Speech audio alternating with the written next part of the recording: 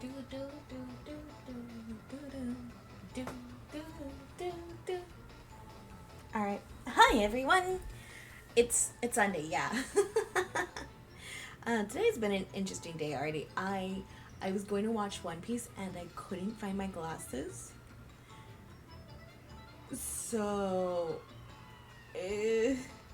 And then I'm like, okay, well, my glasses aren't by the couch, and the glasses aren't in the kitchen, and the glasses aren't in the bathroom, and the glasses aren't in my room, and my roommate didn't even help me out. And then I remembered, I was like, oh, I took off my glasses while I was hanging out with friends. And so I reached out to the friend that had drove. I was like, hey, are my glasses in your car? And they're like, yeah. And I was like, oh no, I felt so bad. I felt so bad because not only did that friend drive across town to give me back my glasses, that I was so irresponsible that I left my glasses, and I was just like, ugh. But your girl can see now. So, if I can get this to show up, because last time I tried to stream this, it didn't work.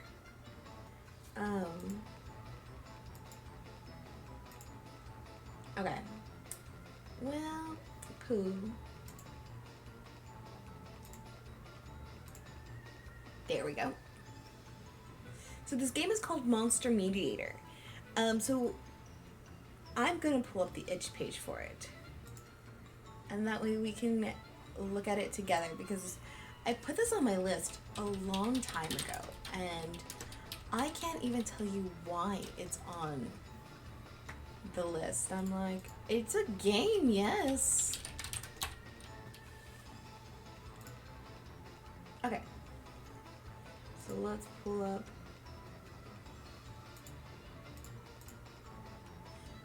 So, Monster X Mediator, will you be the first human to survive this shady job at a shady hotel in the middle of nowhere? You've been hired as a mediate for a hotel because its guests refuse to vacate the rooms. Problem, they're all monsters. From blackmailing to flirting, anything is fair game when it comes to persuading these eccentric guests to leave their hotel rooms, because you won't be able to leave until you do. Let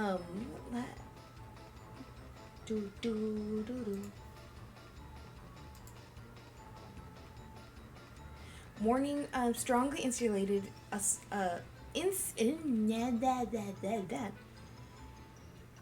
insulated sexual assault in room 101. This game will regularly update with new monster guests.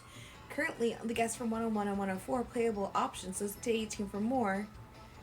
So, let's go. And we're gonna make sure. Preferences. I did lower down the volume on my end, but if y'all are like, hey Steph, the music's really loud, let me know. I can always adjust, because y'all's preferences and comfort do matter to me as well. Currently, you're on the way to a suspicious location sent to you in a suspicious email that you got because you accepted a suspicious job online. Long story short, you've been desperate for money, especially fast money. You don't know what your job is yet, but you have to go. What you do know is that you're supposed to be simple and does not require any particular skills or talent. Alright, can't be too bad.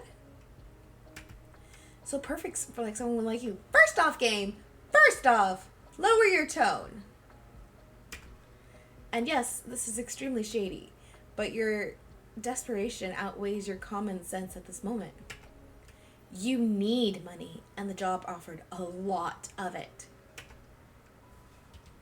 So the promise of doubling that money for the alarming fact of your mysterious client easily broke into your house are big motivators to actually go through with this odd job.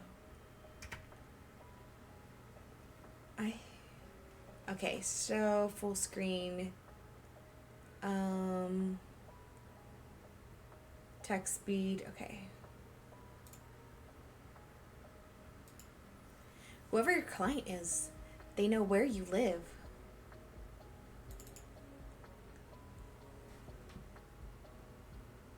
Date. Hi, Datum. I hope I'm saying that right. Datum?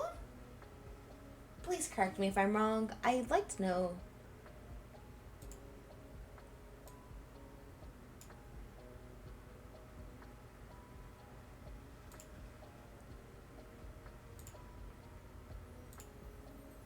There we go, that's a bit better.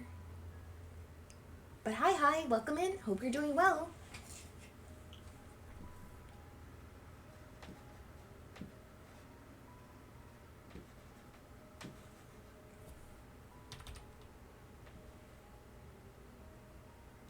Return.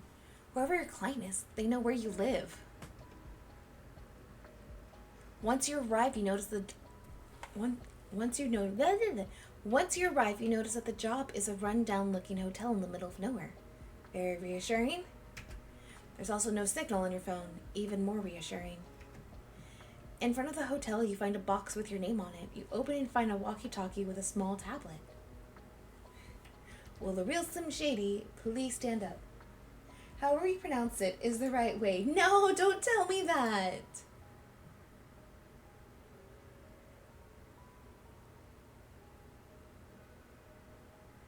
Date.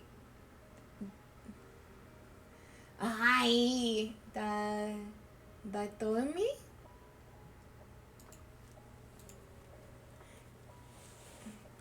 You also find the second half of the money.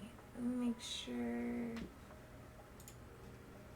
Oh my god, you could repay all your debts with this. Okay, there we go. In the front of a hotel, you find a box with your name on it. You open it and find a walkie-talkie and a small tablet. You find the second half of the money.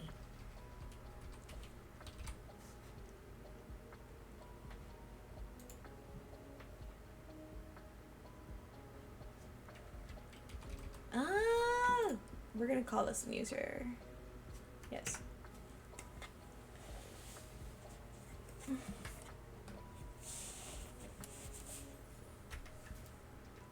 You take out the money and count it. It feels so incredibly good to have this much cash in your hands.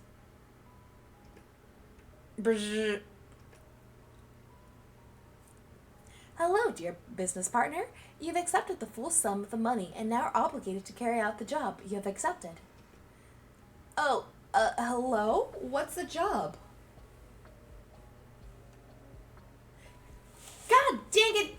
We fixed that last time, Morbius. I swear I did.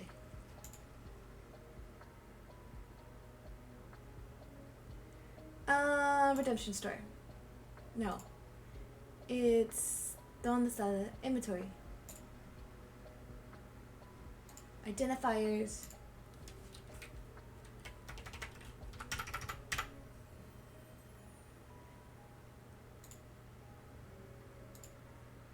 Okay.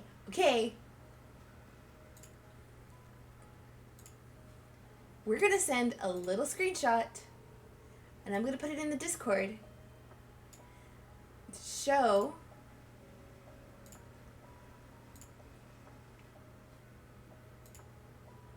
that I did change it. It just didn't save. It's not my fault. We're gonna put this in basic nonsense.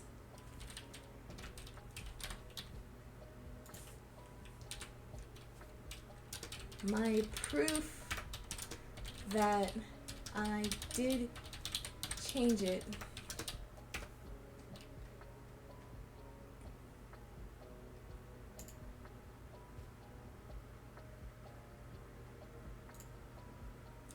Okay.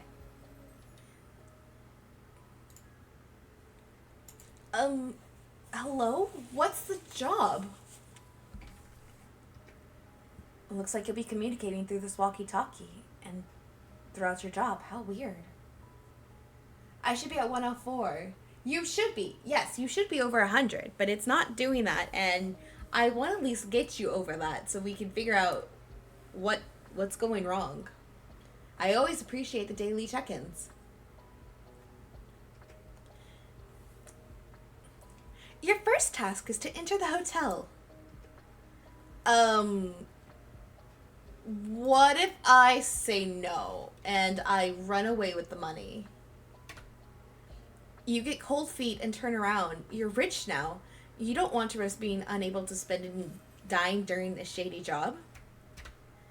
Dearest business partner, please turn around and enter the hotel. Otherwise, you'll be eliminated for being in breach of contract. Eliminated? You suddenly see a red dot on your body that moves up to your forehead. Are you going to get shot? Go back and enter the rundown, shady-looking hotel in the middle of nowhere. No, it's just probably a laser pointer. You continually run away. No way that it's actually a gun. It's probably a laser pointer or something to trick you. You can't fool me. Bzz. Business partner, number 835 is in breach of contract for refusing to complete a task assigned to them. Business partner 835 will be executed.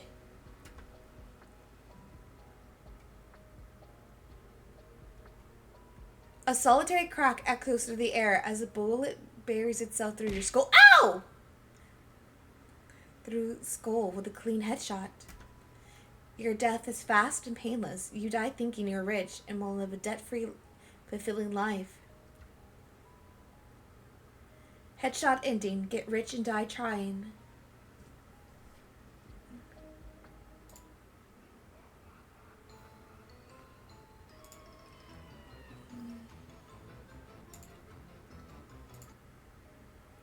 Okay, good to know we gotta take the money. Are y'all... Okay. You're currently on the way to the suspicious... Okay.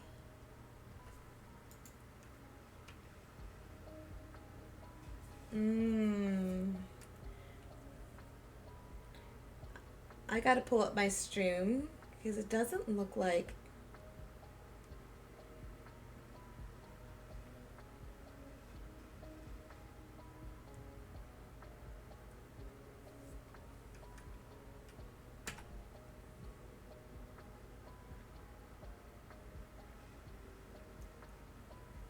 Are we doing this again?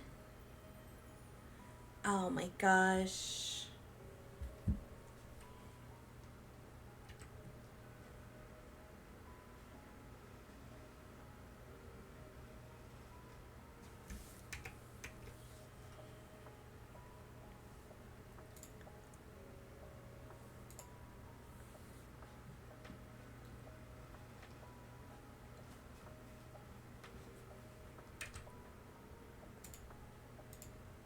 Okay.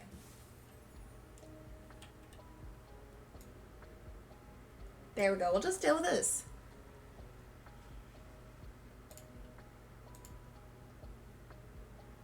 Okay. So perfect for someone like you. All yes is extremely shady, but your desperation outweighs the common sense at this moment. You need money, and the job offered a lot of it. Aside from that, half the money you already got in cash by randomly finding it in a suitcase inside your bedroom one day. The promise of doubling that money and the alarming fact that your mysterious client already broke into the house. Big motivators to actually go through this job. Whoever your client is, they know where you live. Once you arrive, you notice the job is a rundown-looking hotel in the middle of nowhere. Very reassuring. There's no signal on your phone. Even more reassuring. In the name of the hotel, in front of the hotel, you find your name. You find a walkie-talkie and a small tablet. You also find the second half of the money. Oh my god, I could repay all my debts with this. You take the money and count it. It feels so incredibly good to have this much money in your hands. Brrr. Hello, dear business partner. You've accepted the full sum of the money and now are obligated to carry out the job you have accepted. Hello? What's the job? Looks like you'll be communicating through this walkie-talkie throughout your job. How weird. Your first task is to enter the hotel. Alright, I've learned the hard way. I've got to enter it. You enter the rundown, shady-looking hotel in the middle of nowhere. As soon as you enter, the door behind you shuts itself. Hi, Annie Kitty. What do you mean the door behind me shut itself? Hey! You find yourself standing in a corridor with 5 doors. 2 on each side and a big fancy-looking entrance at the far end. It probably leads to the rest of the hotel. Brrr. Thank you for completing your first task. You have already survived longer than 3/4 of our business partners before you. 3/4? What?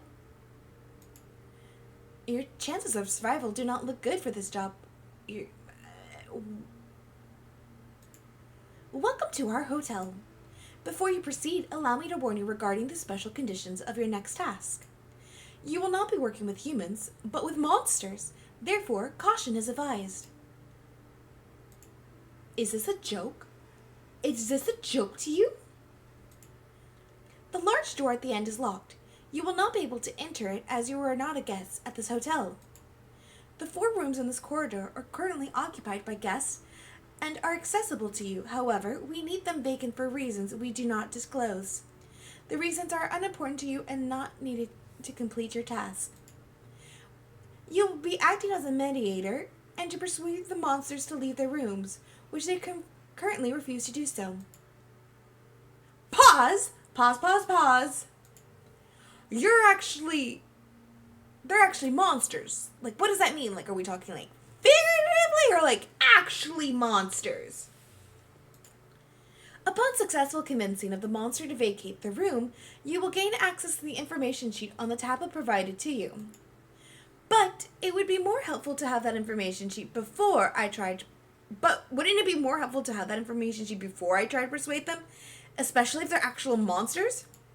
Correct.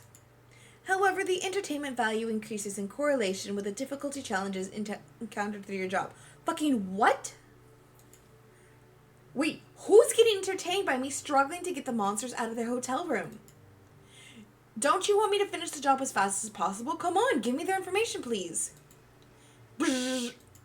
No. Best of luck with the completion of your task. Goodbye. Wait! Hey! Hello! Oh, no more answers from the walkie-talkie. You're on your own now. You're supposed to be monsters in the hotel rooms. You still don't know exactly the walkie-talkie meant by monsters. And the front door is barricaded, and the windows are too. And the big door at the end is locked too. It won't budge. Even if you did try to run away, who knows what they would do to you?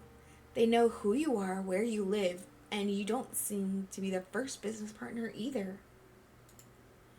And they seem to be watching your every move. From where? You don't know what... I guess I'll just try and finish this fast. And preferably not die in the process. Which hotel room should I check out first? Let's try purple.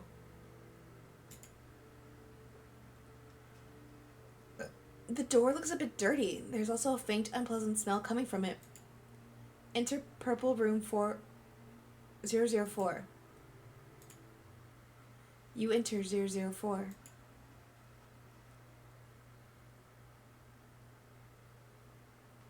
What am I looking at?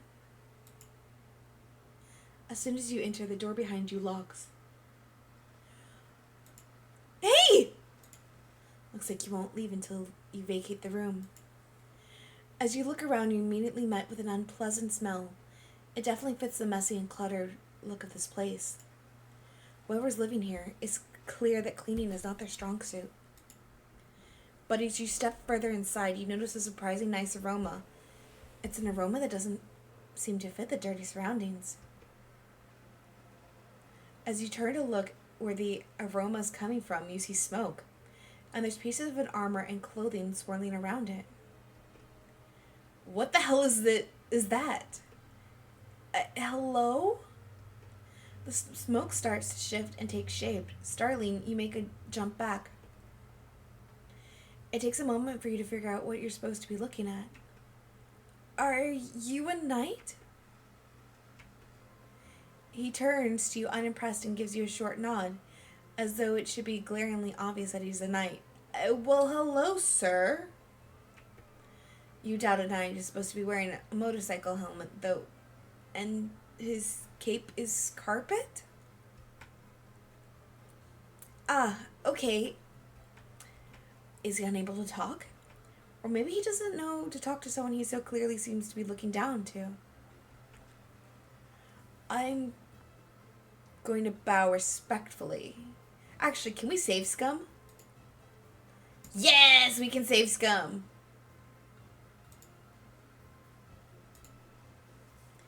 You're in the presence of a knight, so obviously you need to act accordingly, or at least that's what you'd assume you'd expecting you to do. You offer a respectful bow and gesture acknowledgement of the noble presence and status. He scoffs and seems your gesture of respect barely adequate in his presence, but still adequate. Seemingly content with the fact that you didn't try and interact with him further, he ignores you and busies himself to polish his armor. A slap! Hi, Kodiak. How are you? Hi, Thumb. Actually, Thumb, it's late for you, but also hi, welcome in. How are y'all?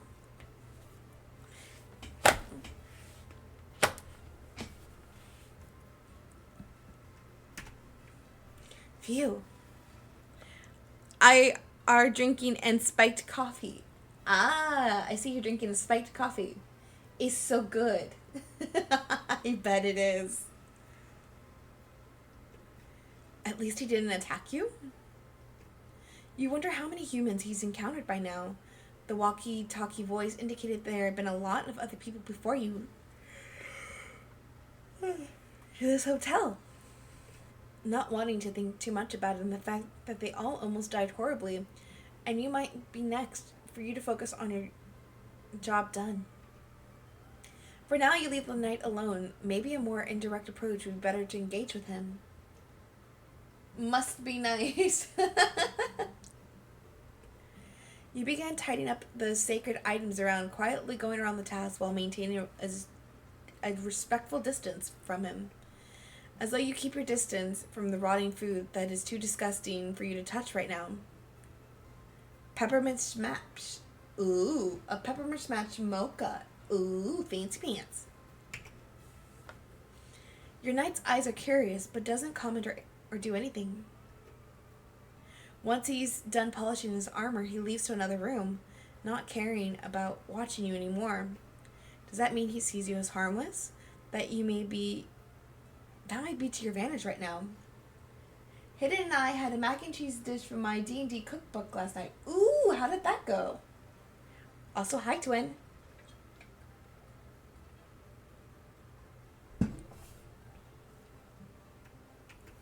What now? Suddenly, something catches your attention. Huh? You could have sworn you saw something move. Towards the corner of the room is a bed. Why is it here? Now that you think about it, a lot of the furniture is misplaced.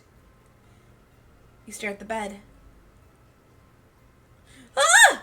The bed! It just moved! Your heart is beating fast in its chest. Why would a bed move around? Cautiously, you get a bit closer. And the bed moves again! Towards you? Ah! Cease your screaming, lowly vermin. Ah! She also made brisket marinated in cranberries. Ooh, that's making me hungry.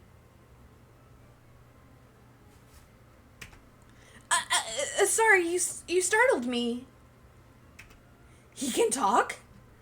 Such irritating noises from a vermin like you. I shall slay you for daring to be annoying after I so graciously gave you the benefit of the doubt and kept you alive. No, please! I'm sorry for screaming, Mr. Nightman. I swear the bed was just moving around. I see the pics. Oh god, that looks really good. Oh, I'm hungry now.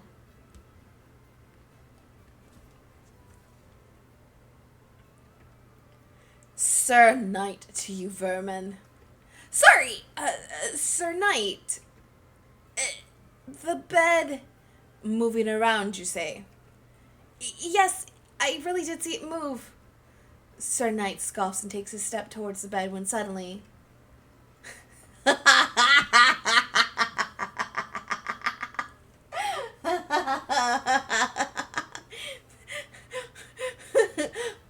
Ratonodisto Time for Steph to order DoorDash. I went to Walmart to get some food because I miscalculated on my groceries that I needed when I was at H-E-B. So I got me some emergency groceries for emergency food at Walmart and also some other things since I was there. But ratoncito, screech! A giant mutant rat jumps out of from under the bed. At this point, you're gonna die from a heart attack. Gonna lurk? No worries, thanks for the lurk. In a split second, Sir Knight moves and slashes at the mutant rat with nothing? Ha.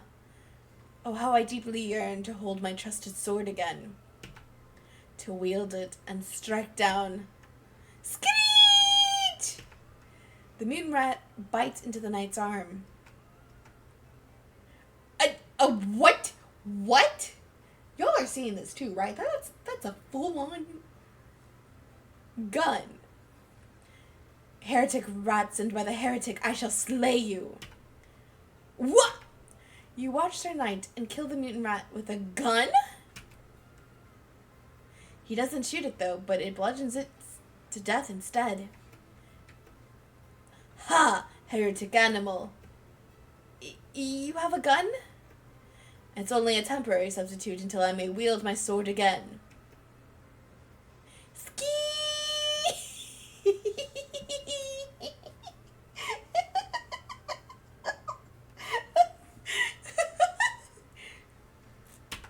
You're not dead? Sir Knight moves away from the rat, looking disgusted. No, it's obvious. It's just dissolving. Sadly, these vile creatures cannot simply be killed. It will return to its heretic creature, room 003.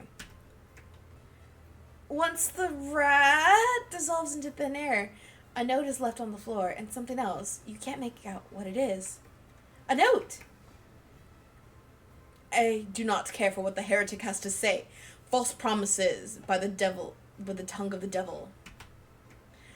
I shall slay you one day at the hands of my sword. You will return where you belong, to the pits of hell. Hi, Batman. Hi, Dexter.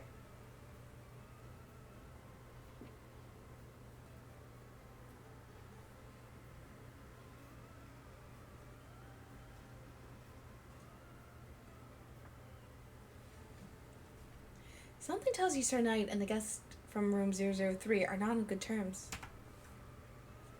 You're nosy, but you take the note since Sir Knight doesn't seem to care about it. The note has horrendous handwriting, but you barely manage to decipher it. I have sent you a present. As celebration of our friendship, 'tis time I've made sure my racistos aren't violent and won't attack you on sight. Sorry about the other times. Ha ha ha ha ha. Anyway, I hope you enjoy the gift I left you.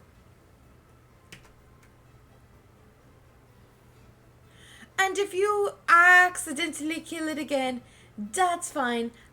Accidents happen. Ha ha ha ha ha ha. You look at where the rat dissolves and where the gift should be. It's clear Racito ripped it into pieces. It's unrecognizable now. That didn't work out at all for guest 003. Sir Knight stares you down. You just stand there awkwardly, not really knowing what to do now. I'm gonna just stare back at you. After I save Scum.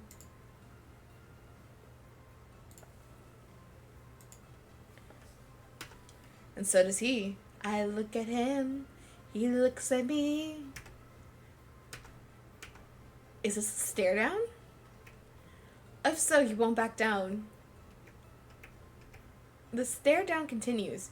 You both stare at each other. Your gazes lock. The tension seems to be slowly increasing as the seconds pass without either of you breaking eye contact. Or at least you assume Sir Knight didn't break eye contact yet.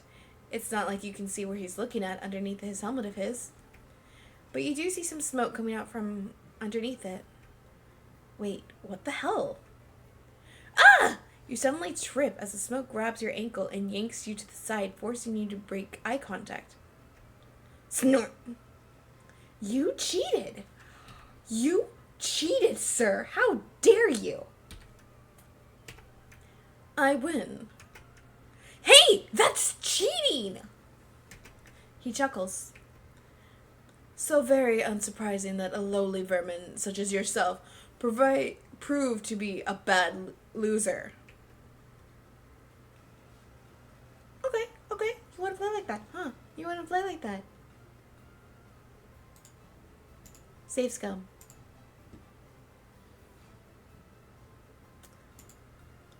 A noble and awesome knight as yourself can't even win a stare down without cheating? That's lame as hell. Sir Knight stiffens up. He didn't expect you to actually get snippy. Watch your tongue, lowly vermin. I'm not a vermin, and you're not a knight. Look at your so-called armor. It consists of a biker helmet and a cape. It could count as a knight's costume for a blind children's birthday party at best. My armor is perfect as it is, and as Cretan as yourself could never admire it for the perfection that it truly is. Yeah, well, I bet I can make a better one. Huh! You're nothing but an inferior insect, a mere mortal. My armor is superior to anything you could create with your incompatible human hands. Your audacity is so great it almost amuses me. I shall give you the chance to prove me wrong, lowly vermin. Go make a superior armor you talk about, and feel free to use whatever you find in this room. Whatever I find here? But your room is so full of junk. I myself have used nothing but the junk from this very room to make my perfect armor, so I'm sure it would be no problem for you to do the same. Damn. Alright, he's alright in that regard. Oh, but it's on now. Time to make the best, most perfect, superior armor and prove that this wannabe knight wrong for once and for all. Build the most perfect... We're going to build the most perfect and superior armor ever. With a good eye and expert skills you've gotten from somewhere, you managed to scavenge enough parts and build the best and most perfect and superior armor ever. After putting on the armor, you feel extremely proud of yourself. You give Sir Knight a smug look when you watch him unable to hide his amusement as he sees your armor. Not bad, huh? Huh. Why, thank you, lowly vermin, for building me an armory at my command. I didn't build this for you. I built to prove you wrong, asshole. False. There's no way anyone is able to build an armor superior to mine unless they were driven by the motivation to impress and aid me as a knight. Even when he clearly loses, he stays arrogant. You can't say you were surprised, though. It doesn't make any less annoying. Since your armor's already super cool and perfect, like you said, you can keep wearing your dumb carpet cape and biker helmet. You're not getting mine.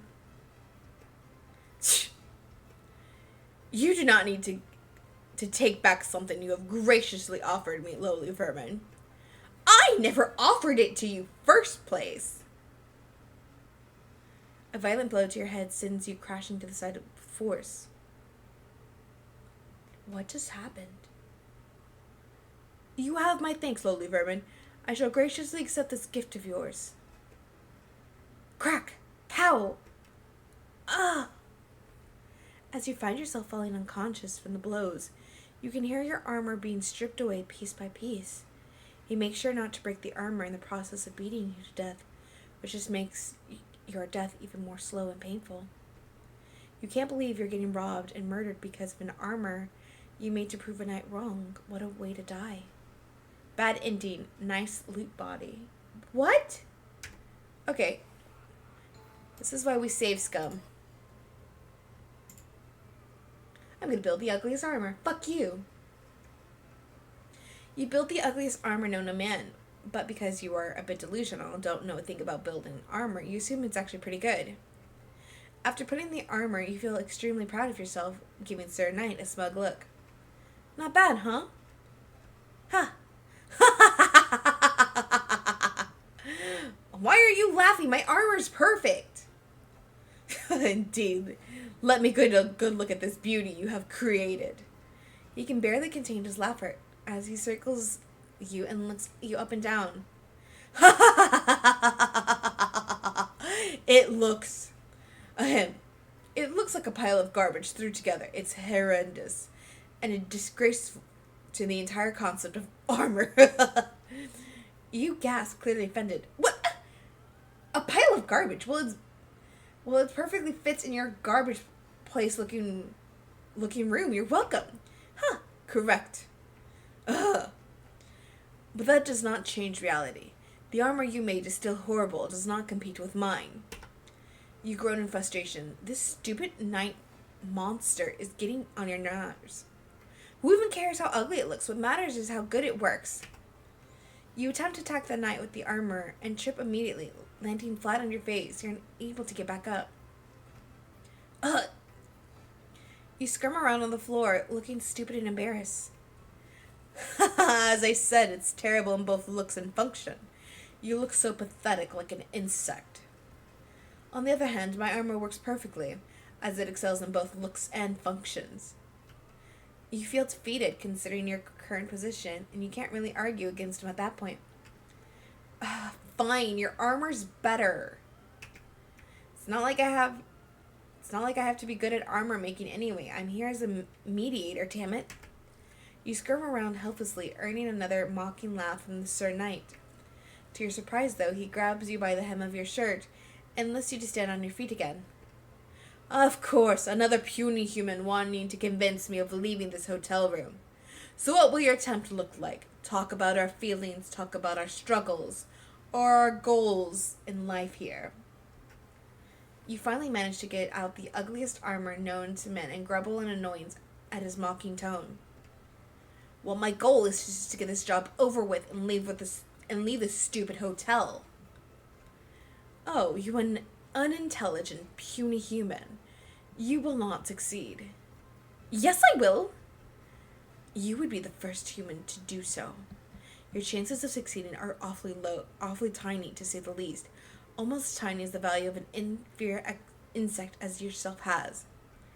You're mean for no reason. He chuckles. It seems you're not aware of how awful your circumstances really are, puny human. You're lucky to have been mildly entertaining to me right now, which is the very reason I have not crushed you yet. He takes a step closer to you as to attack you. Wait! Don't kill me! I shall spare you for now, but only because I have found a temporary use for you. You breathe a sigh of relief. You keep forgetting that you're dealing with an actual dangerous monsters here. You shall aid me in the kitchen. In the kitchen? What? Are you a maid?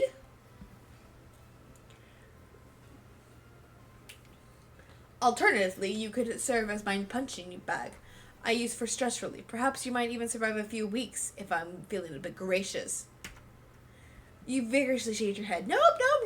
I can be in the kitchen. You need me cooking? Yeah, I can be cooking. Let's see. Yep, I can be mute and quiet in the kitchen. Got it. No, thank you. I'll help you in the kitchen. Very well, then. You shall making me in baking palmiers? Yeah, that's what it says, is palmiers.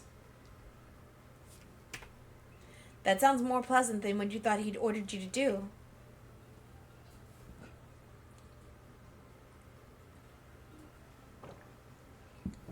You find yourself looking forward to a simple baking session. It might help you relax given your circumstances. Alright, so do we... Silence! Sorry.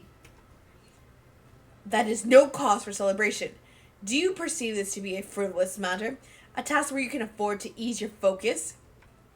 Yes, I was thinking that. Baking is indeed a serious matter. Should be approached with respect and the determination it deserves. Anything less from you, and I shall crush your head like the insect. Understood, puny human? Yes, Sir Knight. Sorry, Sir Knight. Very well now. Follow me. You sigh, bracing yourself for a serious baking session that's unironically a matter of life or death. Baking is a serious matter. You repeat this in your head as you follow Sir Knight into the kitchen. Now let us commence.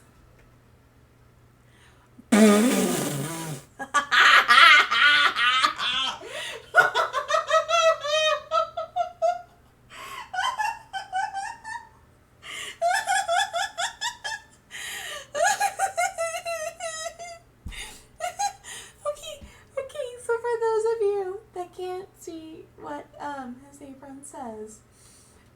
apron says, once you put my meat in your mouth, you're gonna want to swallow. This is a serious matter stuff. This is a serious matter stuff. This is a serious matter.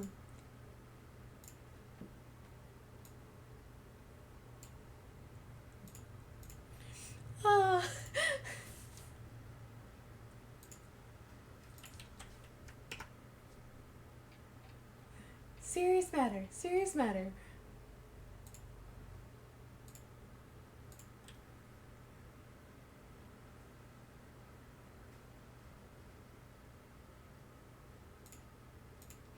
Oh boy.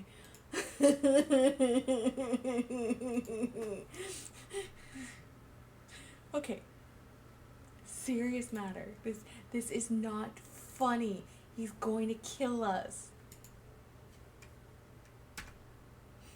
With the noble art of baking. Sir Knight in an apron. You're speechless.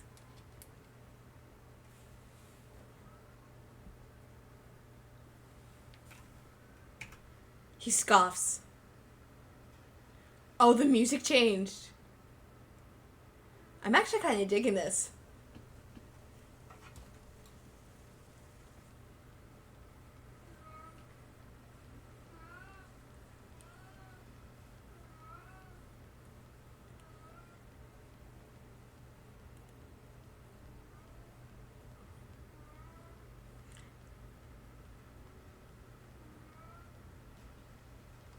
Okay, yeah, I can dig with this. Straighten up, puny human. You snap out of it and straighten your back up immediately, ready to fight for your life. Assist Sir Knight in baking palmiers. Yes, sir. Excuse me? I mean, yes, Sir Knight. Oh, excuse me. Huh.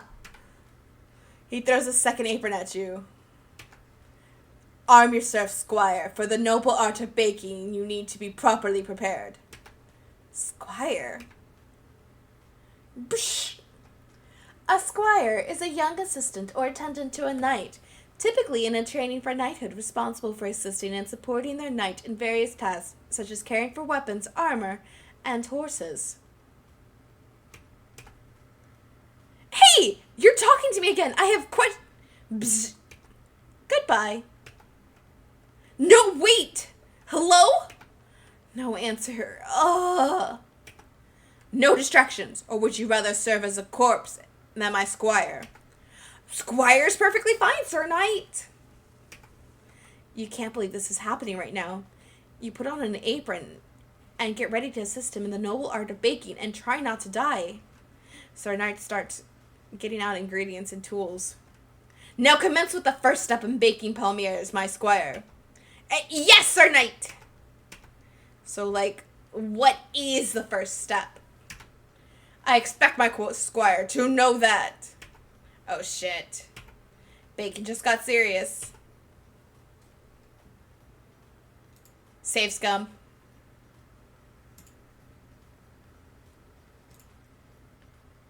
We're going to preheat the oven. You anxiously turn to preheat the oven. Once you see Sir Knight nodding in approval, you let out a sigh of relief. He proceeds to line a baking sheet that he took out from the oven with parchment paper, and then starts combining granulated sugar, cinnamon, and salt in a bowl. You watch him curiously as he works, and he does everything with such practiced ease. Do not stand idle, my squire. Continue assisting me as I have mixed the ingredients prepared. Proceed the next step. Watch, as my squire, you surely know well. Of course, Sir Knight. I'm going to... Oh, shit, this is... Safe, scum.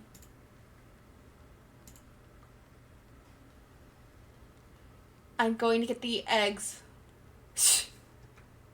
Wrong! Ah! It is truly upsetting that I must kill my squire for failing to meet my required standard. He chuckles. You don't seem upset at all. You chose the path of squire, so you shall die for failing to uphold the expectations that come with it. I didn't choose, though. You forced me. You are lucky I even entertained your presence for this long. Although I must admit you have proven to be quite entertaining for a puny human. And I can keep being entertaining, I swear. Correct. Slaying you shall be providing more entertaining. Crack, slam, slash, wick, wham. I mean, being hit with a whisk. I think that's a first for me. Ah! You find yourself being relentlessly beaten, bludgeoned to death. Your agonizing screams drowned in the merciful assault. Before you take your last breath, you catch a faint sound of a cruel and mocking laughter. Bad ending. Pest control. We're gonna get the puff pastries. Sir Knight nods, although he almost seems disappointed. You chose correctly. Again, concerning. Are you dating a Power Ranger? I am not dating a Power Ranger. I am dating a monster who wants me to bake palmiers with him. Also, hi, Haunted. How are you? He sprinkles two tablespoons of the mixture from the bowl onto a clean surface. As you watch him, you think of how great of a stay-at-home he'd be a great stay-at-home husband. Surviving had to work today, but 'tis life. I'm sorry. Although with the cleaning, he does seem to be good at given how polished his armor is. But surely he doesn't care about a clean room. Debated alternative to visit San Antonio soon. You should.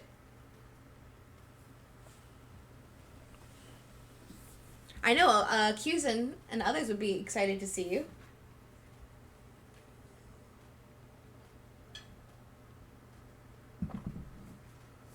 I think there's one on the Riverwalk. But I can't remember if it's seafood or if it's just like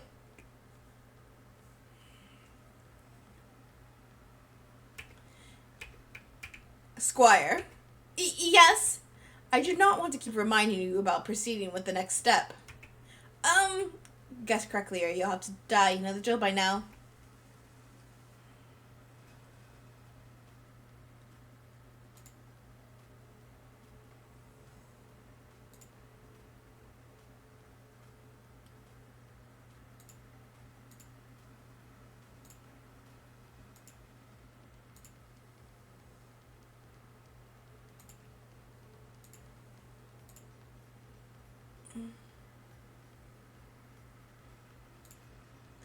I think they're a general restaurant, but the whole thing is the staff is allowed to insult you and treat you like shit. Yes, I've been there with my best friend.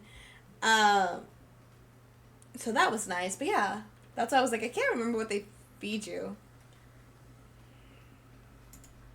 Snort. What do you mean I got it wrong? Ah! It's truly upsetting that I must kill. Ah, you chose correctly. He wants to kill you so bad. Sir Knight sprinkles more sugar mixture onto the top of the pastry and uses the roller pin and presses it in. You just stand there nervously waiting for him to give you another order, but for now he seems lost in the baking process. He rolls the sides towards the center and they meet in the middle and cuts around 1 centimeter. And he places them onto the baking sheet and pushes them into the oven and you feel like you can finally relax a bit. Sir Knight looks at you as he forgot you were there. What is the next course of action, Squire? Oh no, another step. But he's the bacon part over? There's not much you can think of that's left to do. We clean up.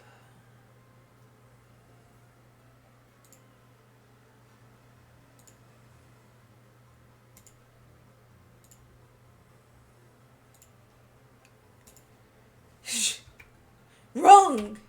Ah! Until the baking process is complete, our focus shall remain solely on the art of baking, leaving no room for distractions, not even cleaning. Once the final crumb is baked to perfection, only then shall we focus on tidying up. Of course, Sir Knight. Well, he didn't kill you at least. Is he finally showing some leniency towards you? So we just wait until the palmiers are finished baking? He takes off his apron and turns to look at the oven. Correct. We shall exercise patience and wait.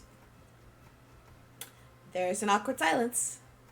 Or at least awkward for you. Sir Knight seems completely unbothered and doesn't make any attempts to talking to you. Now that the immediate danger of him murdering you has eased up a bit, you can finally get back to focusing on your job. But a direct approach isn't going to work, and he seems steadfast in staying here. All because of that master of his. Maybe trying to find more about the relation will help you with convincing him to leave. But you're going to have to probe him a bit first. Time to finally start playing mediator. Up until now, you've been more of a bully victim and a lackey than a mediator anyway. What about your sword?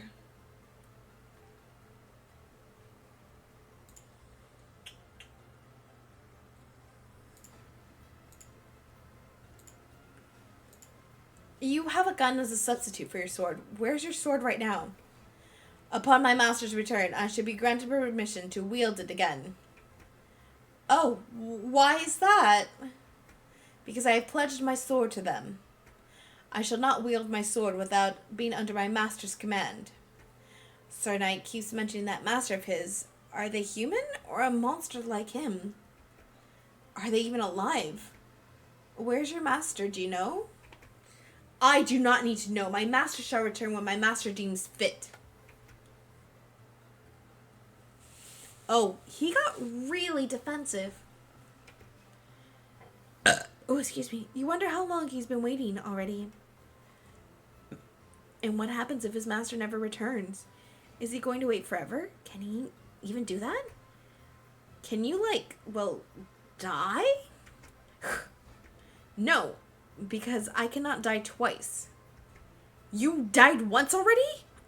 Correct. I have died long ago on the battlefield, yet I have not even in death could extinguish my flame, for I do not need a corporal body to continue my endless servitude towards my master. Wow, that's really amazing. Huh. It is the bare minimum for a truly noble knight such as myself. Despite his humble words, you can tell how boasted his ego is right now.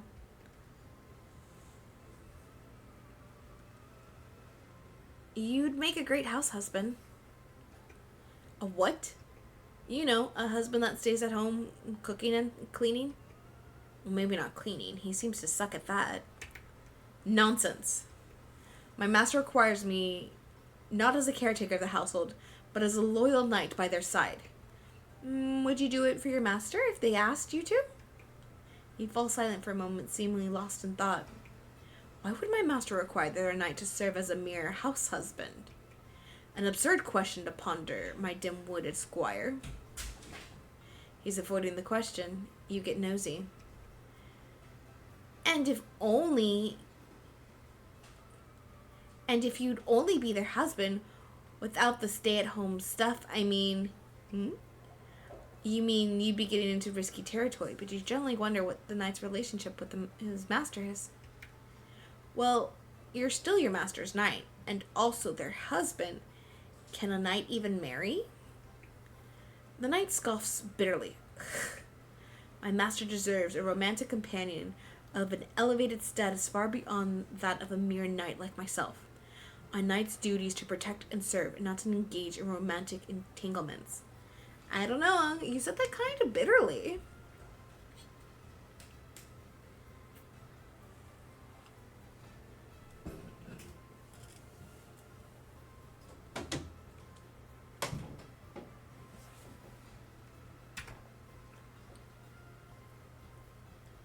But a knight has so many qualities you would want in a partner, right? Loyalty, devotion, protectiveness. House husband. A knight's only hard item is his sword. I mean, we're trying to poke and prod. In a true partnership, equality reigns supreme, where both parties demonstrate loyalty and devotion to one another, fostering mutual respect. A true and noble knight such as myself will demonstrate all these virtues without exception from my master, for I am not driven by personal desire but the sole duty to serve no matter what. Sounds a bit unfair. Excuse me? I mean, in my personal, unimportant, stupid opinion, of course. A knight is not equal to their master. Thus, a knight is not entitled to entertain thoughts of equal standing or partnership, let alone marriage. My master deserves a partner who stands on equal footing with them. I see. You decide not to pry any further since it seems to be a tough subject. What exactly are you? Are you human? Huh! Are you attempting to assault me, my squire? No! I just wanted to ask, what exactly are you? Puny, unintelligent human. I am, of course, a knight. Does he even know what he is? Of course, but I do not need knowledge of what I am. It is my purpose that guides me. Thus, knowing my purpose is sufficient. So he really doesn't know what he is. Weird. Do any of the monsters know? It doesn't look like it. Do you know how you got here? I do not, but I am certain of my duty to remain steadfast in this place until my master's return to me. Until then, I shall not leave this room. Great, although you're glad he's at least willing to have a proper conversation now compared to before. Are the palmiers done? Are the palmiers done? It smells so nice. No, but 12 minutes have passed. It is time to flip them over. He takes out the palmiers and flips them over, placing them back in the oven. The aroma is already delicious. You feel your mouth water. Ha! Patience, my squire. Oh, sorry. You catch yourself drooling and feeling embarrassed. You continue waiting. This is torture. It smells so good. You just want to eat them now. Now! Right now! How long still? 5 minutes. 5 minutes? 300 agonizing seconds. Your mouth starts watering again. And now? 4 minutes. Only a minute has passed? Come on, distract yourself. Make those 4 minutes pass faster.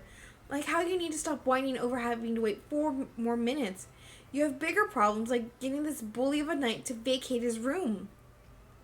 Which admittedly seems almost impossible right now.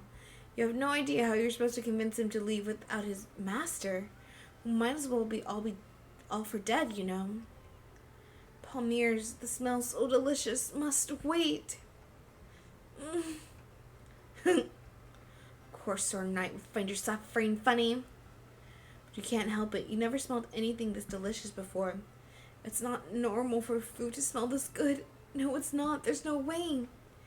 You must have done something with the palmiers.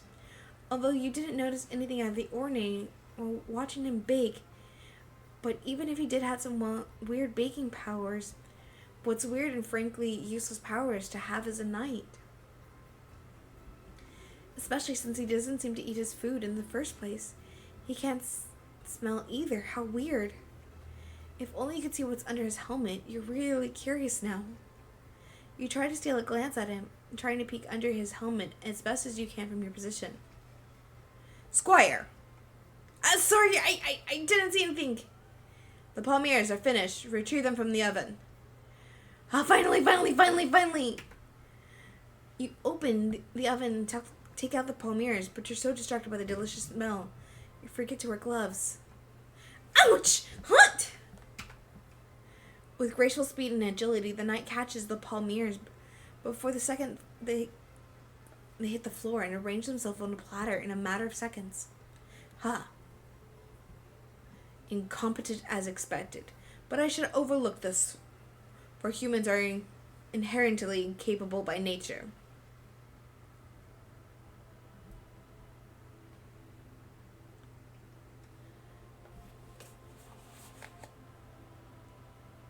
Yeah, that's like heavenly music. You're too captivated by the aroma and the appearance of the freshly baked palmiers, you forgot to be offended by his words. Can I? No. What? Did he just say you're not allowed to eat these beautiful, perfect, freshly baked palmiers after you've been waiting and smelling them for what feels like an eternity? But I helped you make them like you asked me to. Huh! Do you truly demand a reward for merely fulfilling the bare minimum as my squire? Please, just one palmier, Sir Knight. Why do you, a puny human, believe you are deserving of one of my delicious palmiers, my squire? Ugh! Whatever, it's just palmiers. Who cares if you can't eat any? There's worse. Like barely getting brutally murdered by Sir Knight, right? Right? Please, just one palmier, Sir Knight. Please, please, please, please, please! He chuckles amused. One palmier for you? Yes! You start getting hopeful. Let me ponder.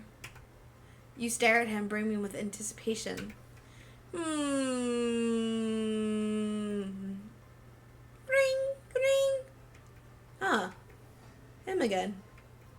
The hotel room is ringing. Huh? Who is it? The irritated numbskull from 001. Sir Knight begrudgingly picks up the phone after it continues ringing endlessly. Ring, ring, ring, ring.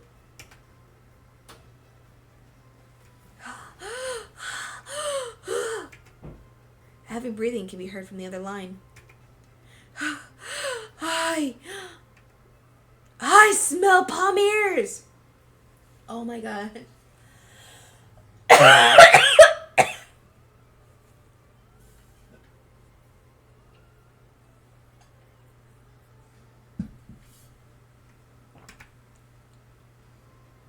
The man on the other end of the line screams in the phone like a maniac. You can hear every word standing beside Sir Knight. You finally baked palmiers again. Did you bake them for me? Because I kept asking and calling and asking and calling and asking and calling. It was because of me, wasn't it? By the way, it's pronounced palmi-eyes. Palmi-eyes? Ah, thanks for the correction. Palmi-eyes.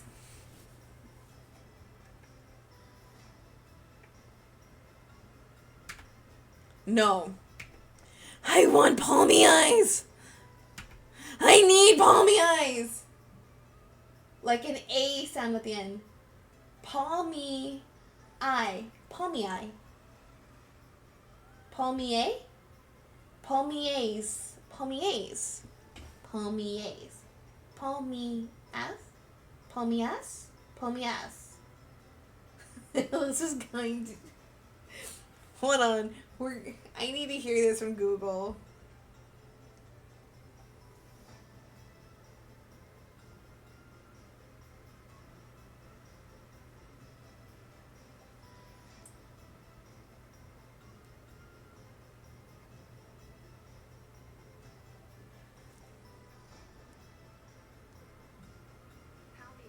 Palmier. Palmier. Palmier. Palmier. Palmier. Palmier. Palmier. Okay. Gracias. Alright. I need palmiers. I need them right now. Sorry for yelling. It's just that smell. It drives me fucking crazy. You hear something shatter and crash to the phone, comping like maniacal laughter and wheezing. Sounds like he's wreaking havoc on the other side. Okay, I've calmed down now. Oh no, she's had too much Monster and has become feral. I'm good. I haven't had an energy drink today. Are you finished? Yes! I will throw them into the vent as always. Now stop calling me. Yes, yes, yes, yes, yes, pommiers! Let's go! Your pommiers are so fucking good. I've never eaten anything this good. It's worth taking all the shits in the world, I swear. Do you know how good? Sir Knight hangs up.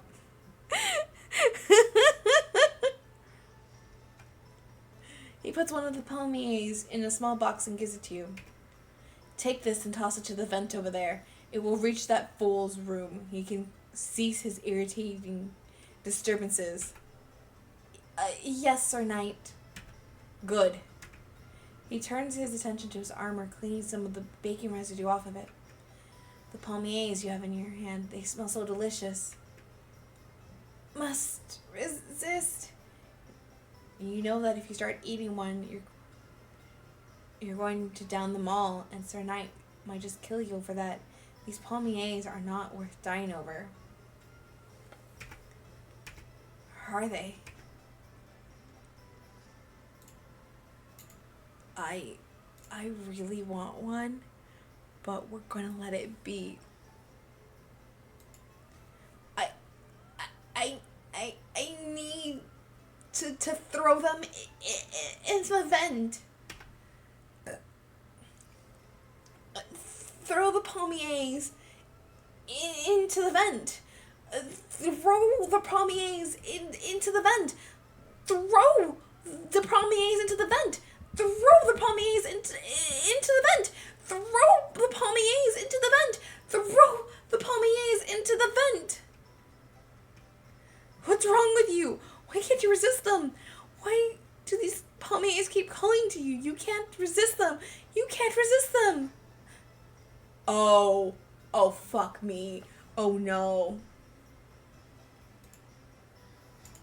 Okay, so I love the choice of illusion in certain games because we have to eat this pommier. 1, 2, 3, 4, 5, 6, 7, 8, 9.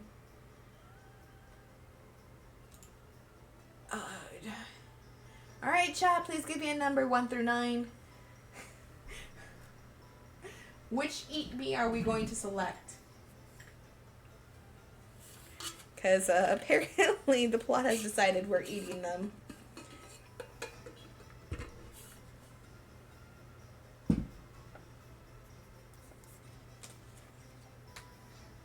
The bottom.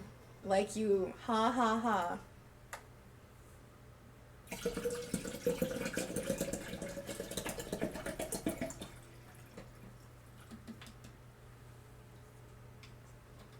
You can't resist anymore. Your weak-minded and puny human brain aren't strong enough against the calls of the pommier. In a matter of minutes, you down all the pommiers at once like a lunatic.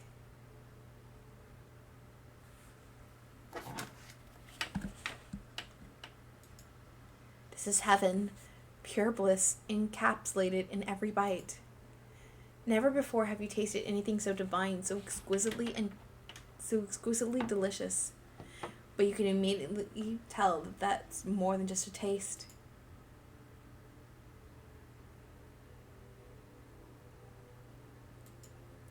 You have a vision. You glance at someone's past, someone you feel strangely connected to. You see a knight. Is that Sir Knight? Are these pommiers so good that we're seeing a glimpse of the knight?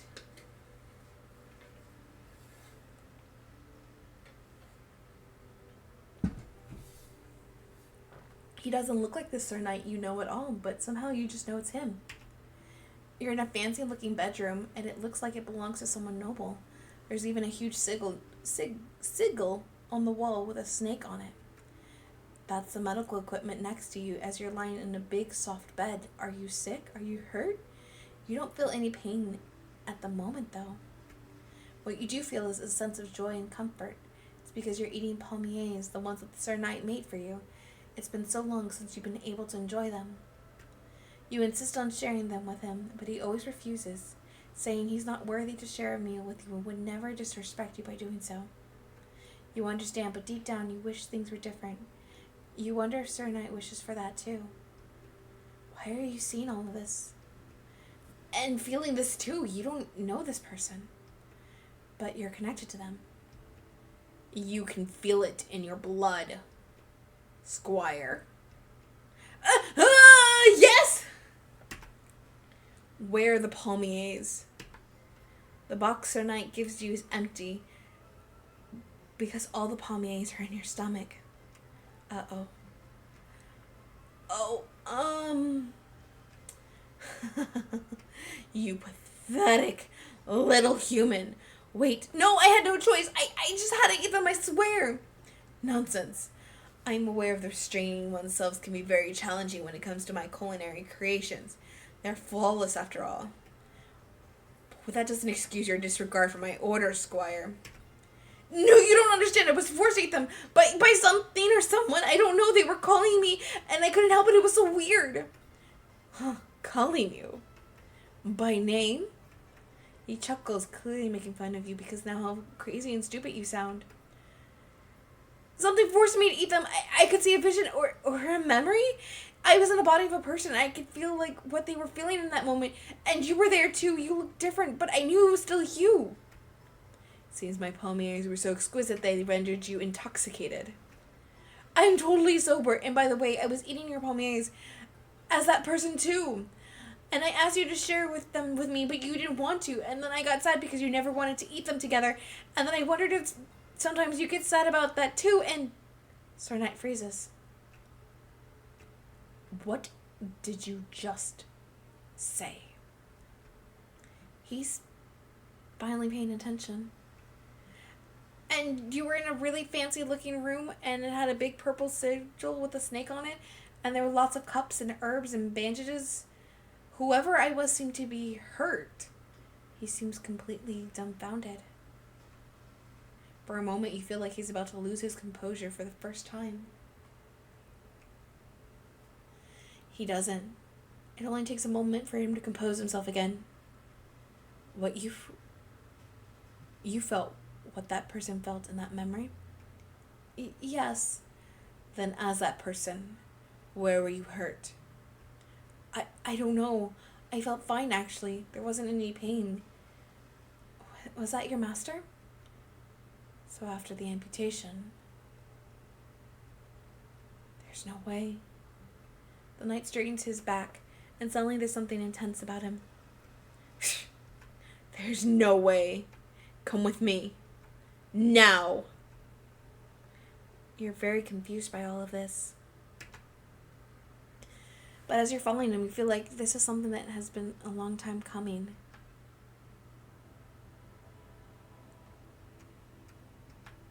The aura, the smell, the feeling, it's so present, so pleasant, so calming. This room brings you sort of comfort that's completely foreign to you and familiar at the same time. The Sir Knight is kneeling in front of the sword that is stuck in the floor. This is your sword. He stands up and nods again. Yes, my sword, unable to be pulled by anyone but my master. So why can't you use it? Correct, it's because in the past I have failed as a knight. Only when my master pulls out the sword and dubs me a knight again, if they deemed me fit at all, I shall wield it again.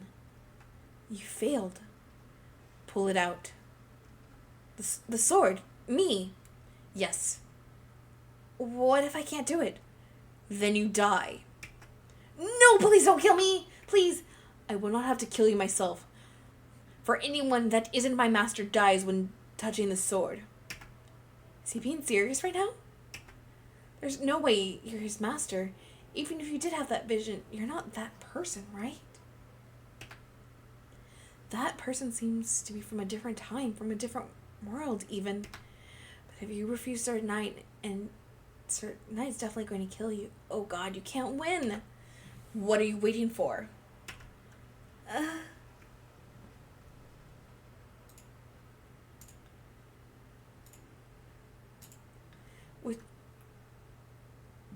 With trembling hands, you hesitantly reach towards the sword. So you're going to die. Here goes nothing. You grab the sword handle and pull out the sword. I'm alive! You can't believe it. You're still alive.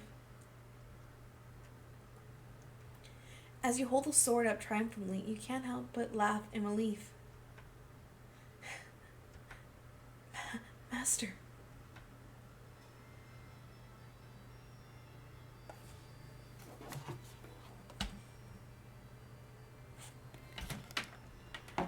Sir Knight's whole demeanor changes.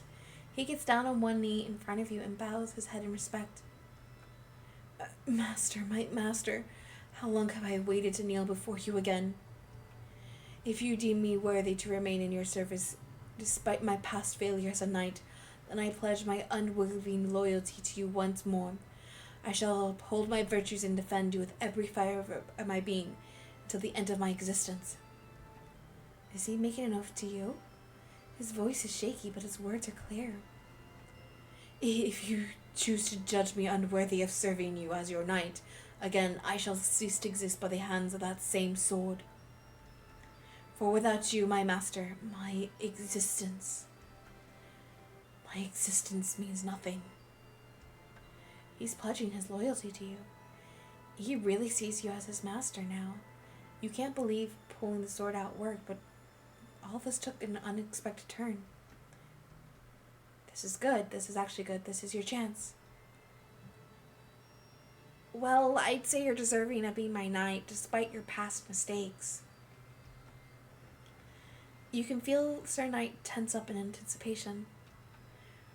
But there's something I want you to do before I dub you a knight again. Anything, my master! I am yours to command.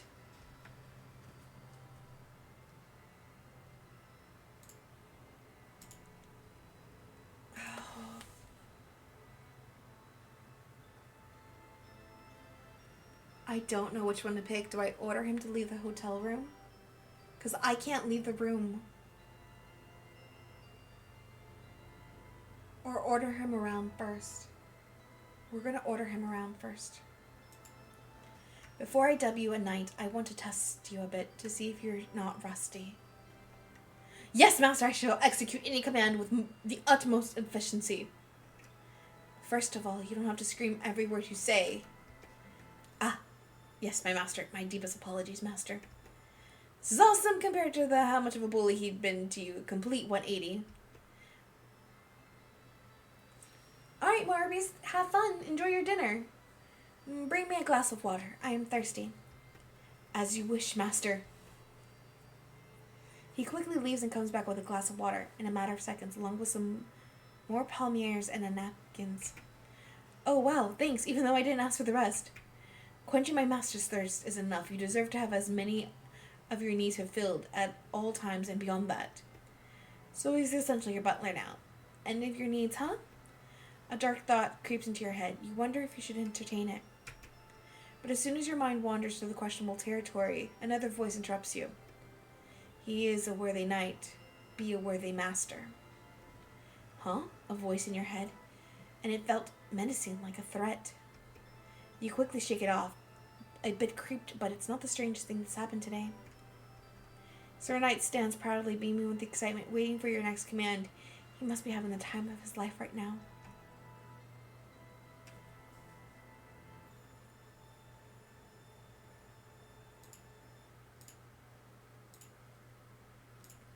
I want you to vacate this hotel room so I can finish my job as a mediator. I'll only dub you as a knight outside of this room. You understand? Sir Knight whole body seems to beam with excitement as he straightens up and takes a proud stance. You've never seen anyone ecstatic at being ordered around before. Yes, master, I shall vacate my hotel room immediately. I shall be waiting outside for you, my master. He looks at you for a moment longer than necessary before he makes his way out of hotel room 004. You did it. You persuaded Sir Knight to leave his room. Purple room 003, persuasion successful. You may now leave the purple room. Please proceed with your job until all 4 rooms are vacant. New information sheet unlocked. Press escape and go to the gallery to view it. You may leave the room and go back to the main hallway. Let's look at the gallery. Guest room 004. Monster type. Undead spirit. Height 185 centimeters. Likes his masters a sense of purpose. His sword, baking, etiquette, bullying. Dislikes dirty armor, bad manners, equality, heretics, devil worships. Psychological weakness. Low, skeptical, iron will. Not susceptible to manipulate unless it aligns with his purpose. Normal weakness, very low, no corporal body to attack, not bound to the laws of physics. Paranormal weakness, strong soul, bound directly to his purpose, can be cursed, haunted, and taken ownership of.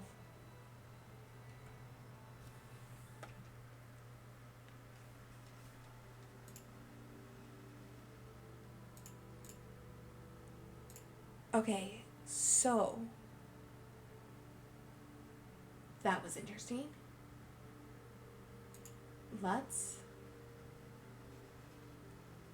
I want to test out the other rooms.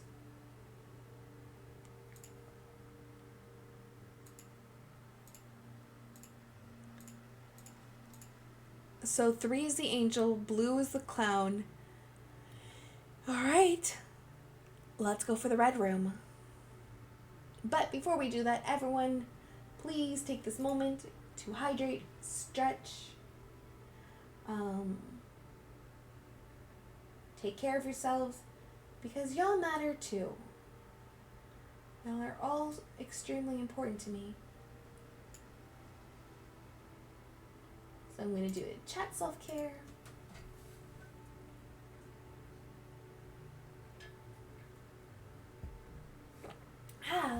Okay.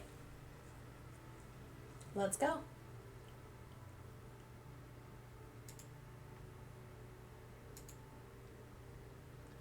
This door looks like it's been repaired over and over again, but it looks quite sturdy regardless. There have been many modifications to make it more secure. Enter red room 001. Enter. You enter room 001.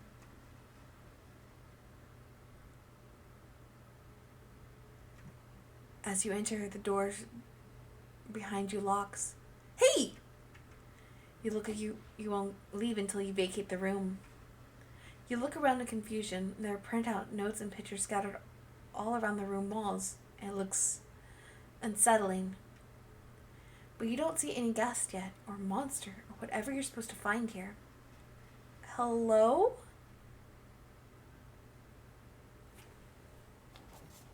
Why did it go black? Ugh! Thud. Not even 5 seconds before you suddenly get knocked out and fall to the floor. Everything goes black. Are you really getting murdered already? You didn't even manage to survive 10 minutes. This sucks. But you're surprised you start coming to your senses again after some time. You still wake up in the same spot you got knocked out at. Looks like you're still alive at least. Ow! Your head hurts. You're finally awake. My superstar. Huh?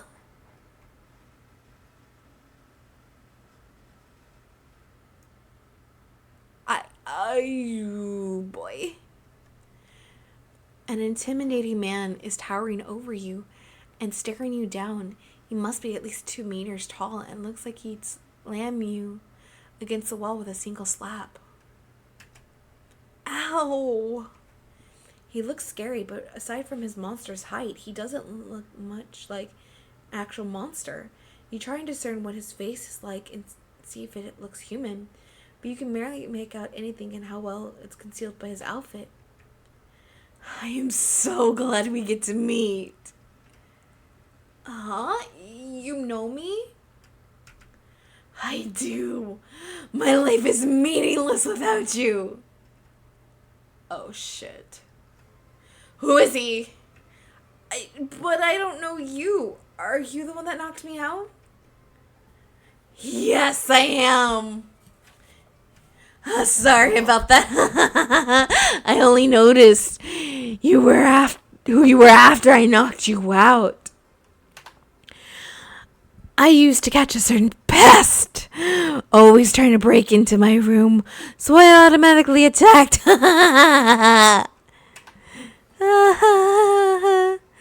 You laugh at him nervously, hope he won't attack you again. He stares at you, seemingly memorized. Do you actually know me? Of course I do.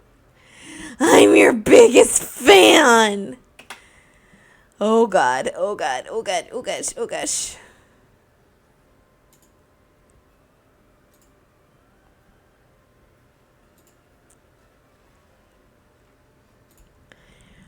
I have a fan.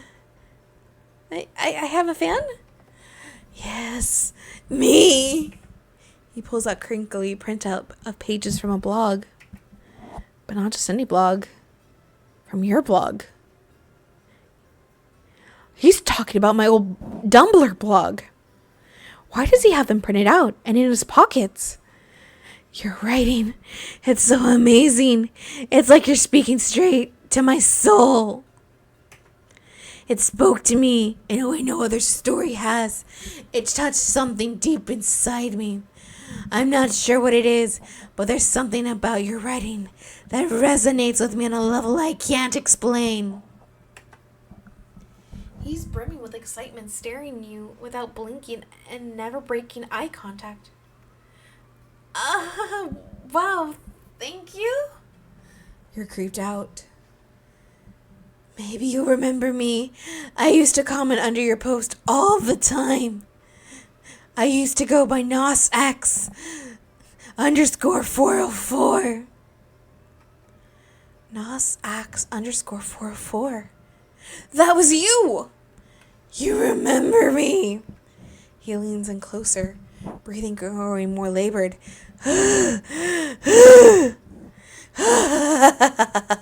Of course you remember me. It still gives me a rush hearing you say that. I mean, you were the only person who really commented or interacted on my blog. The comments Nox X were really long and unhinged, so I always assumed it was a troll trying to mess with me or something. I gotta say though, I'm surprised.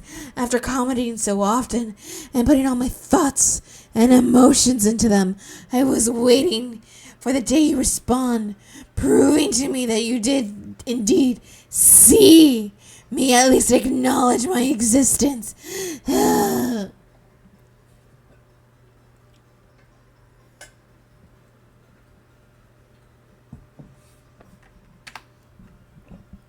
But you didn't. Instead, you did something really shitty. It felt like my world was falling apart. Huh? What did I do? You blocked me. Oh, right. I couldn't eat. I couldn't sleep.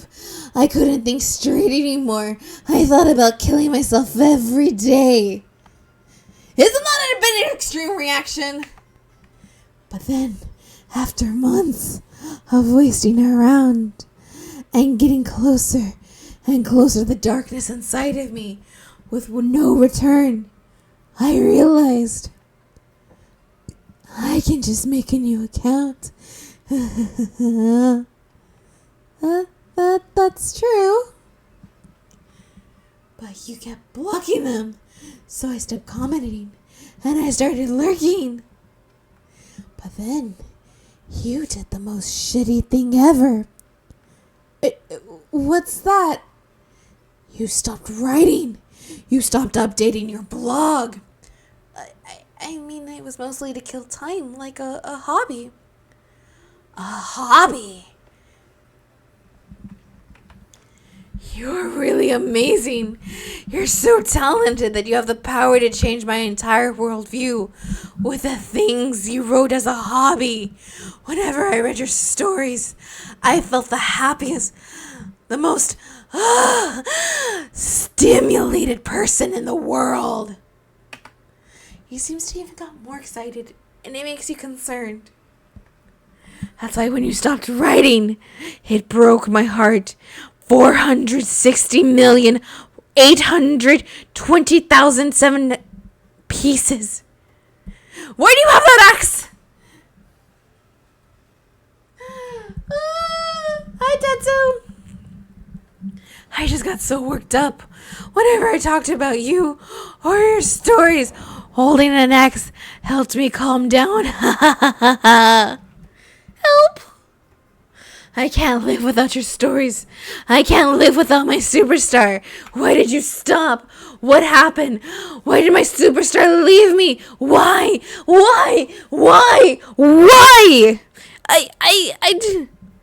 Hey, oh my god, visual novel. Yes, visual novel. I'm playing Monster X Mediator.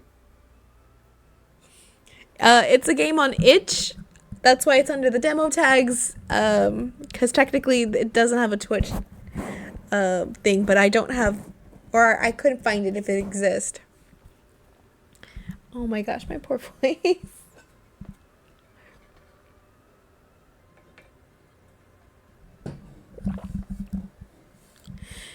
I didn't. Anyways, after going back to being miserable, I started printing out all your stories and posts and always had them with me. I also hung them everywhere and wrote out my favorite sentences of yours. As you can see, do you like it? You start looking around at all the papers and scribbles all over his rooms and walls. It's all printouts from your old Tumblr blog or quotes from it when he wrote on the walls himself. He really is your biggest fan. And your only fan, too, as far as you're concerned. You can't bring yourself to be happy about this, though. Wait, pause. Sorry. I started rambling. I just really excited right now. What is it, my superstar? How do you know I'm the author of that blog? I never posted any pictures or personal information of myself on my Tumblr blog. I know everything. I know what you look like, where you lived, where you worked out, why you got fired, all your social media accounts and emails, passwords and security questions and their answers, your medical history, your bank info. Oh my god, this is scary. This is freaking me out. As he continues talking about how intensely he's been cyber stalking you, you glance around the room nervously. It's not only your blog that's everywhere, but also bits and pieces that really private information of pictures of you. Now you're really starting to panic. I can't leave this place, this hotel. None of us can. So I had to use nothing but my computer and this hotel's shitty internet to find all that out. But it made me feel closer to you, closer to my superstar. It was helpful to feel the void you left when you stopped updating the blog. I'm sorry about that. It's okay. I know life can get in the way of human artistic pursuits. Although I did have so much information and dirt on you, I could have easily ruined your life in seconds. Of course I didn't.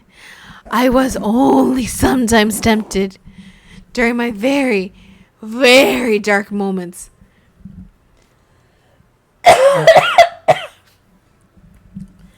But I didn't, because what kind of fan would I be if I let my bitterness outweigh the love and admiration I have for you? So don't worry about that.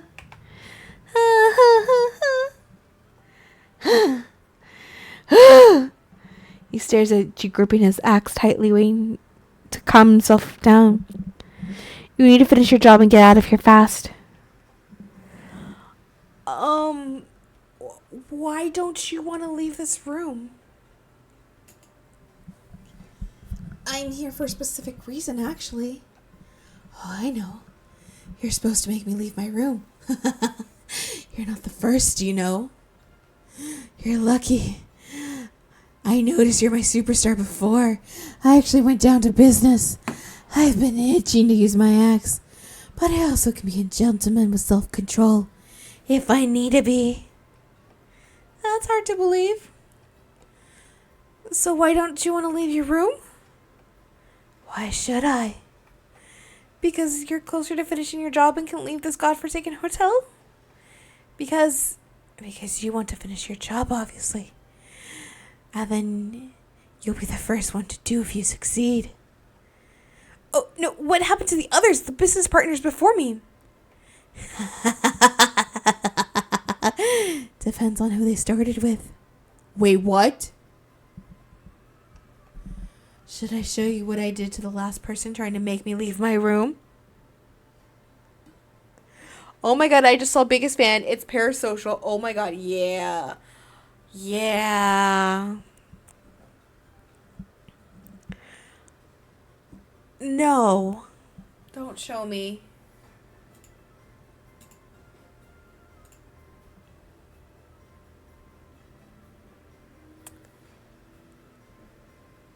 Yes? Sure thing, my superstar. Follow me. You reluctantly follow him to the door secured by numbered locks. It takes some time until he gets it open. I think I made a wrong decision.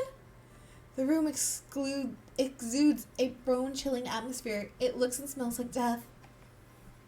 I like to keep my dirty hobbies and passions in a separate room. The rest of my apartment clean. Anyway, first I knock him out in the head with the back of my axe, just like I did with you. And then I throw him into this room and lock the door. And then what? And then I kill him with my axe. Oh. That's what I expected, I guess. Your biggest fan. I'm a simple man. I don't need to turn my passions into some overcomplicated philosophical bullshit like some another annoying ass jackasses. I see. Focus on the job. You have to get out of here as soon as possible. So these other jackasses are the reason you don't want to leave your room? Yes, part of it. Yeah, love the decoration of all the red on the walls. Yeah, gives it a nice flavor, nice touch. Okay, to feel a little judged, how about you get out with them?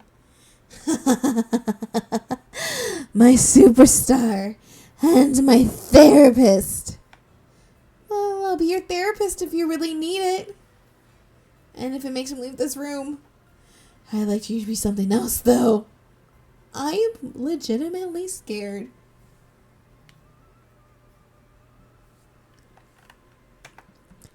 Something more. More. You don't want him to finish that sentence. More like a platonic friend.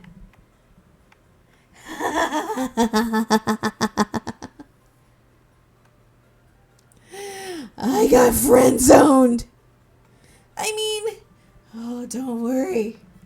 I'm fine, I swear. Now just ignore your fight and flight reactions and focus on the job. Okay, so about leaving your room. Not happening. Damn it. You need to go on.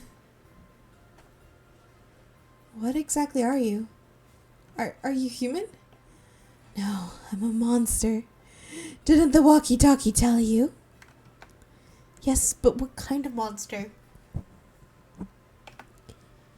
Oh, I know. I only know what I found out myself. I'm stronger than any human. I axed any weapon they attacked me with. One of them shot me once, blew half my brain out. But I was fine the next day. Didn't even hurt. Just felt like a bit dizzy, disoriented for a few seconds. I don't starve either, but I can eat if I want to. Some food is tasty. Although I hate the whole going to the toilet thing afterwards. What else? I love axing things so fucking much. That might be a personality trait. I guess you might be a zombie? Maybe. Or a ghost with a body? Could be. Or immortal? Until now, nothing's been able to kill me. And I believe nothing until I've been proven wrong. Okay. I'm terrified. Why else aren't you leaving your room? Because I really don't know what they want out of our room so badly. At least I don't know the real reason. But I do know that must be something I won't agree with. Why is that? Because I've never agreed with their choices. Who's they? I told you. My superstar. I don't know. We're out of the loop almost everything here. And that's why I refuse to do anything they ask me to do. There must be a reason they don't tell us anything. And I don't like that. Besides, I am happy staying in my room.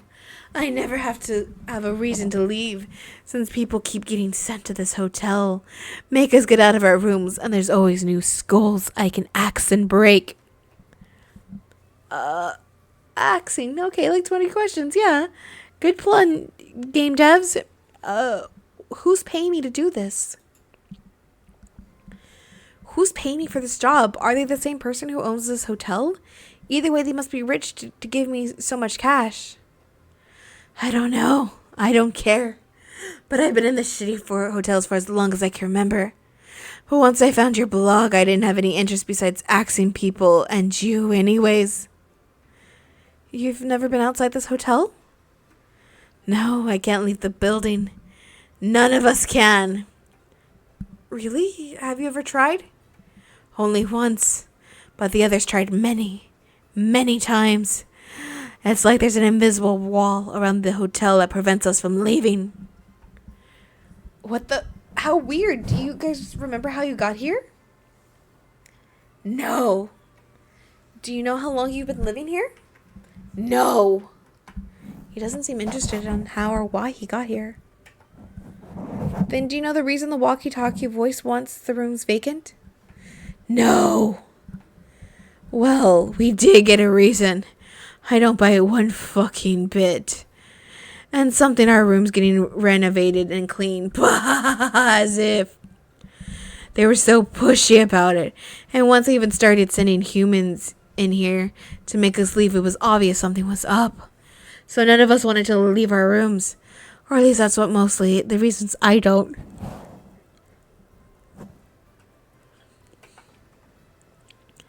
You wonder why they send people in here to get them out of their rooms. Whoever's behind all of this seems powerful after all. Why do they need a random nobodies like you? Maybe it was something to do with the entertainment value the walkie-talkie mentioned in the beginning. That thought scares you. Are you being set up to fail? After all, according to your biggest fan, you'll be the first one to actually finish the job. If you manage to do that. Don't you want to find out more about yourself? You say you don't care, but aren't you the least bit curious? And about why you're here, how you got here, or even who you are, or what exactly you are?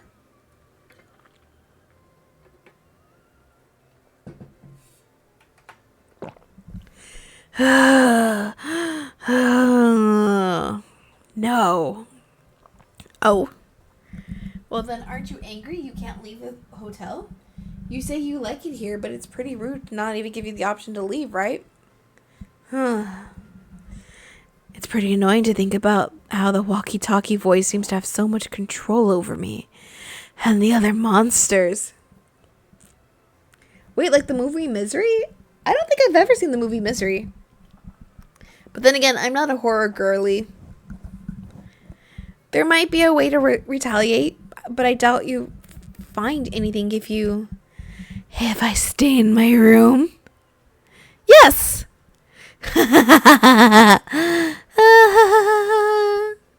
So, you're leaving the room? No. Ugh. Is that the best you can do? I'm never going to leave my room at this point. And you'll have to stay trapped here with me. Your biggest fan forever. A lady traps her favorite author by breaking his legs and making him rewrite his novel. Oh, that sounds terrible. And terrifying.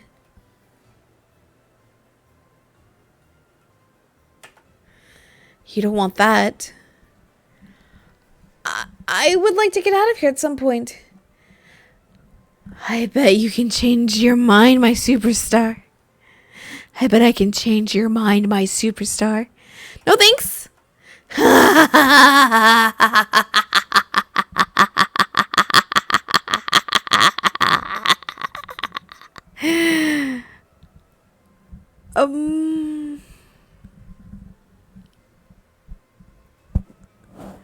I don't know which one to pick. All of these options scare me.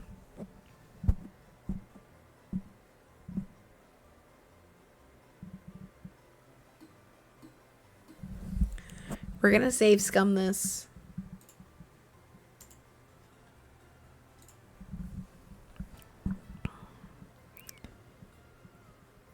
I'll promise to write again. What? I love your voice. Thank you. Really? You'd start writing again? Yes! Wow. But don't stop, okay? If I read your stories again for the first time and then you stop writing again, I don't think I'll be able to handle that. Don't stop writing again, or I'll have to punish you. I don't want to. I swear I don't want to. But I have to. He's shaking with... You don't really know what he's feeling at the moment. Punish me? Oh, excuse me. I'm so sorry for that ASMR for y'all's ears. Of course. You'd be ruining my life a second time. You didn't do it on purpose the first time. That's why I'm not bitter. I'm not, I swear. But know how much I love... But you know how much your writing means to me now. You know you're my superstar. There's absolutely has to be consequences. This is risky. But he also can't seem to leave this hotel. For now, you'll just play along and finish your job and exit this godforsaken hotel. Okay, sure. So you promise to keep on writing? Yes. Excellent. Do you know what would happen if you would have said no? Yeah, I can get a good image of what would happen. I would have been very sad. Oh. I also would have cried. Oh. But I would have turned around. So you wouldn't have known. I see. I also would like a small favor from you, my superstar. Can you write your stories here in my room? On my typewriter. I got it because I knew one day I'd get to meet you. And I've always dreamt of having you right here in my room. And an old typewriter because it looked cool to me. And you're cool to me. The coolest, my superstar, after all. Thank you for the head pats. And it can't get any cooler than that, right? The fucking coolest combo of all time. And also, can you not publish your stories from now on? Can you leave them here in my room so only I can read it? I'm the only person who's truly able to appreciate and cherish your stories. No one understands them the way I do. Also know there's a bunch of weirdos on the internet, so I like to make sure no creeps can read your stories and then get obsessed with you and start stalking you and finding out everything about you and your whole purpose in life about you. Oh my god, this is the movie Misery. Thank you so very much. You have no idea how much this means to me. I'm your biggest fan, you know. You know that. You know that you mean more to me than my own life. Yes, I do. Excellent. He grins widely. Also, oh no. You can stay here until you finish your first story. I promise I'll leave the room once you finish your first story. I want to watch you write. Watch you create what gives me my life purpose. Because if you leave before writing a story, you'll definitely report me to the police first. And then I go to jail. And then in jail I won't read your stories anymore. Or at least it'll be harder to get to read them. Morning, Oniton. How are you? Also, they won't let me print out your stories and personal information and place them all over my cell. How else am I supposed to look at them wherever I want? That would make me sad.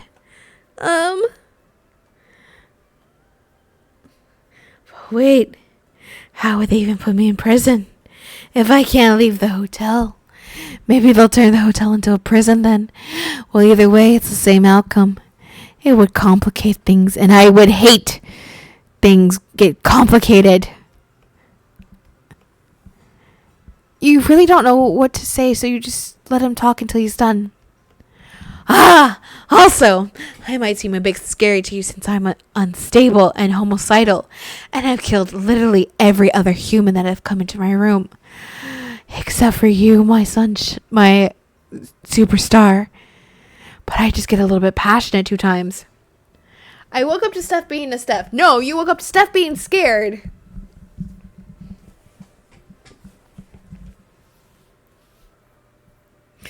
Oh my gosh.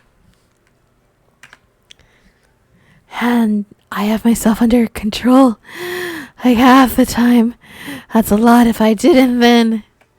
Trust me, I'm holding back a lot now. A lot? Why are you holding back? Steph is in the movie Misery, basically.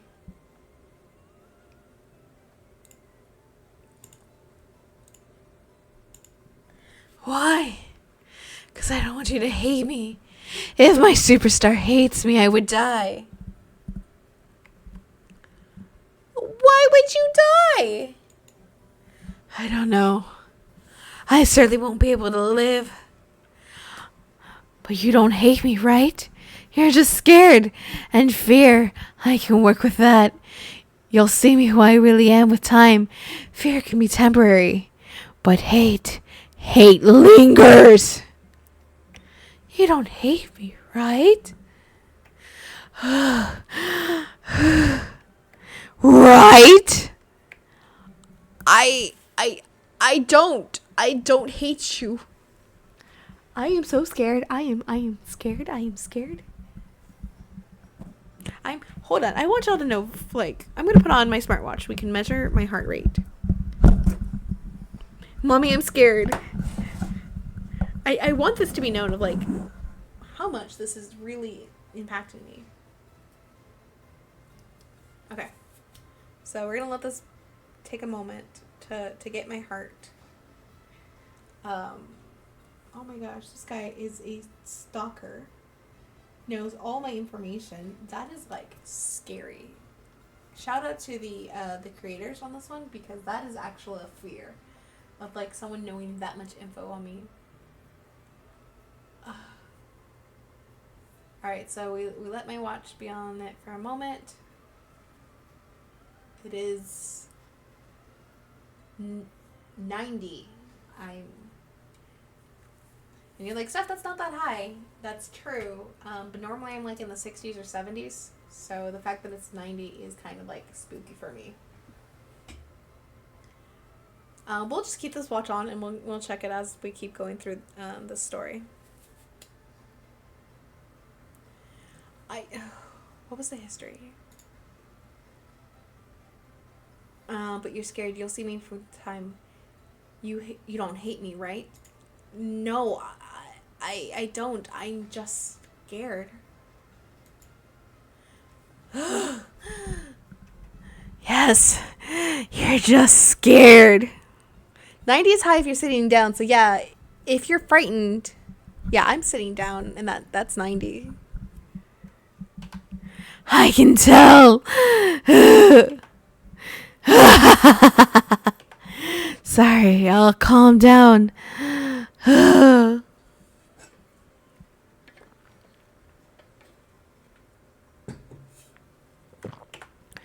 But like I said, fear's fine. I'm glad you don't hate me. I would hate for my superstar to hate their biggest fan. I would go insane.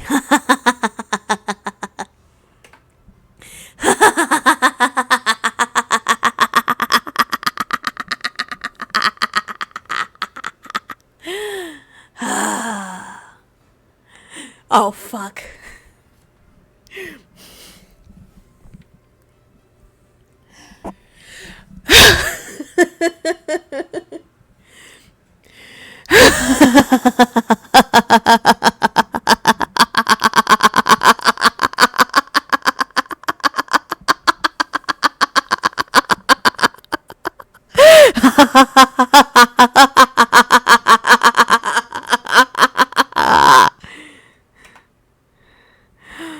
On to more important things.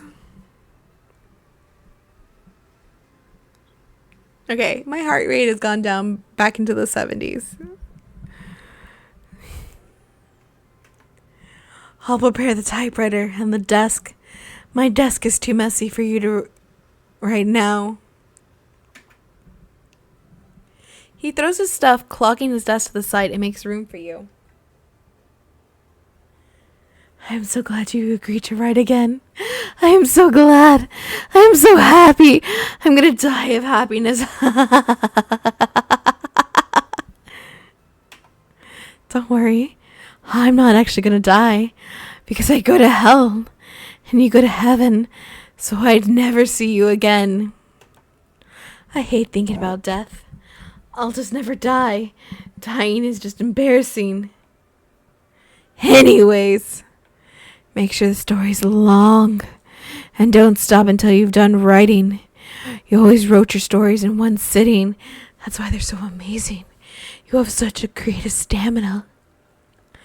That's because they were never longer than 2 pages. And yet, they had so much substance. You truly are amazing. Truly my superstar. You wrote your stories between work breaks whenever you were bored. They never meant anything.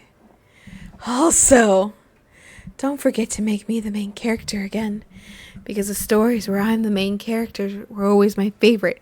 Was I writing YN novels? Was I a insert your name author? Huh?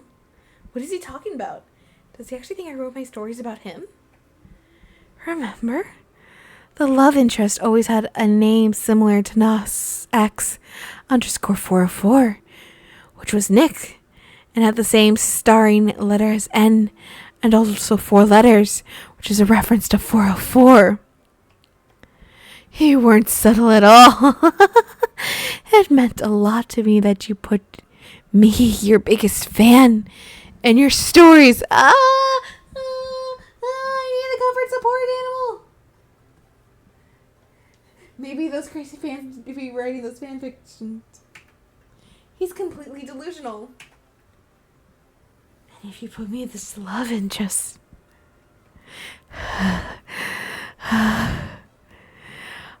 Anyways. Right. Okay. I'll shut up now and just watch you write. Watch you. You'll write a story with 3 pages about whatever bullshit comes to your mind at the moment. That's how I always wrote your story. You understand me.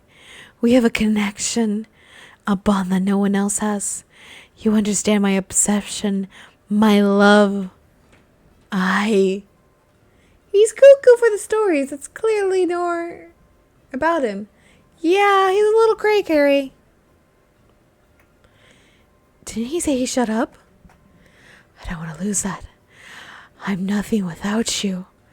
So even when you finish one story, start another, and another, and then another, and then make me the hero, and then the love interest, of course, and put yourself in the story, and make me propose to you, and you say yes, and then, God, it, okay, excellent, I'll shut up for now. He stares at you while writing, unblinking. While you think about it, you've never seen him blink a single time until now.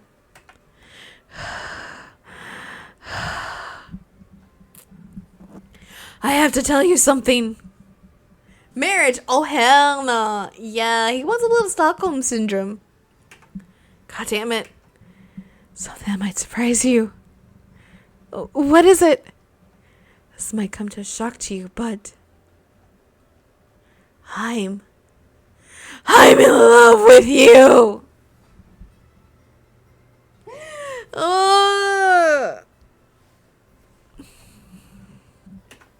No shit. You open your mouth and let out a fake gasp.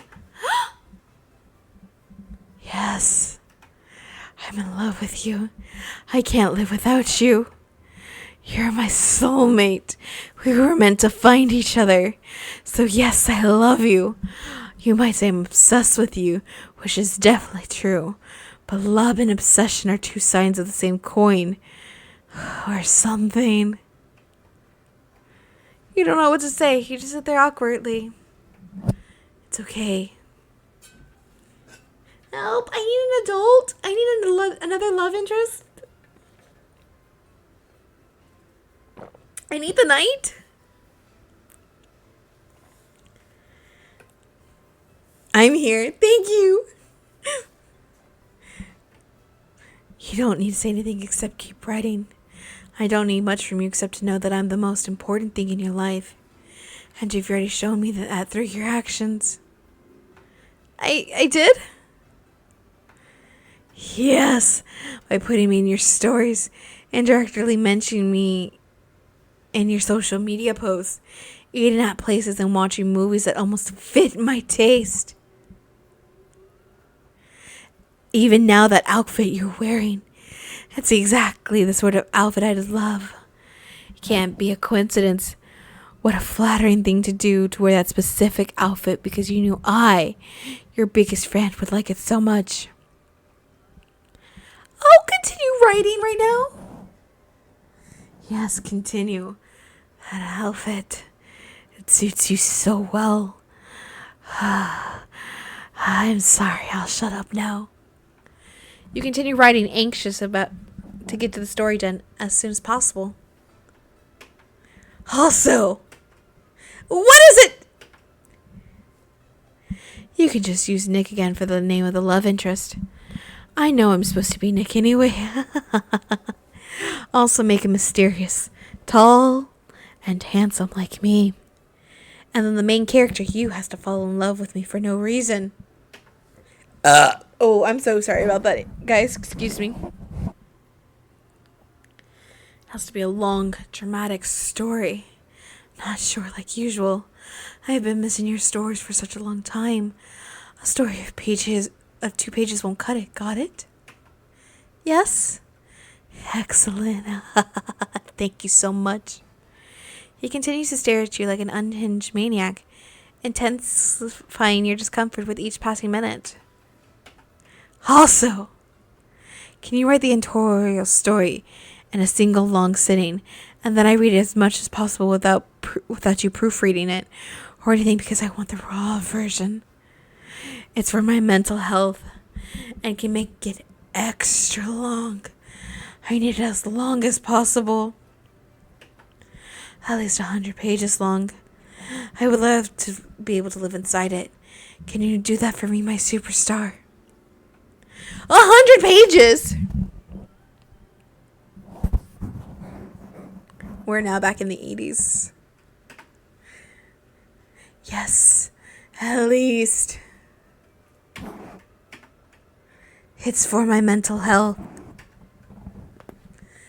I am unwell. As you know, this might come to a shock, but this might come to a shock to you since I seem like such a mysterious and handsome gentleman, but I'm actually a bit unstable. You don't say. Dude, you want Steph to do all of that? Yeah. Yes, I'm so shocked.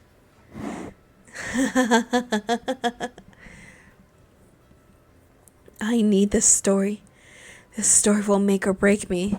It will save me or destroy me. The only thing keeping me away from snapping completely is your writing. So I need you to try your hardest, okay? I mean, you wouldn't want to send me over the edge. Right? Let's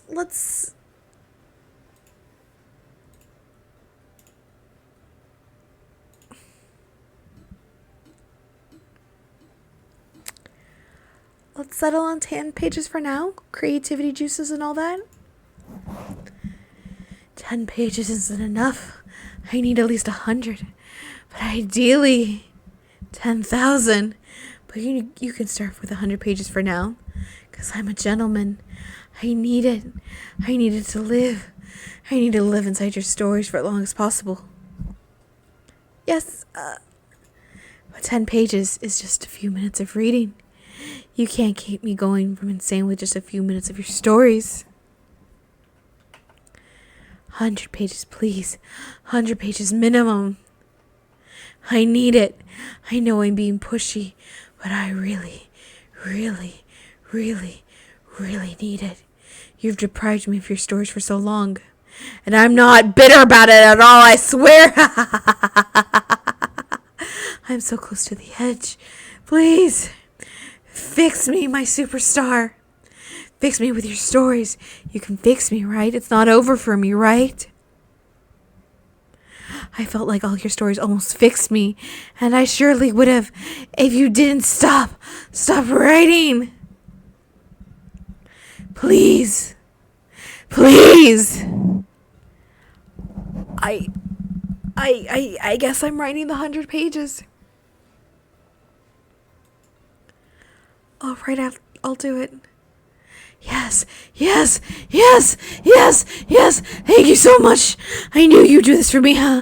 You're your biggest fan. I'm so happy. So happy. You turn to the typewriter, ignore his creepy staring and labored breathing. The stories he's so obsessed with were nothing but random nonsense you came up with on the fly and whenever you were bored. It's clear he's delusional. You'll figure he'll just eat up whatever you write, so you come up with something that you can easily write 100 pages out of in one sitting. One day, I was waiting for the bus and I got thirsty, but to my horror, I forgot my water at home. Oh no, but then a mysterious and handsome man named Nick sensed my thirst and needed to quench it, and offered me his water bottle.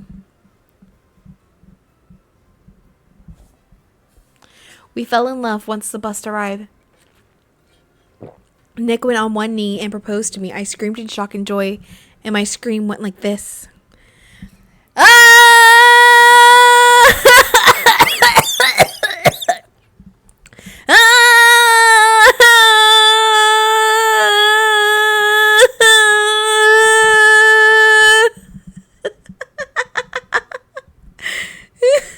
Is it still going?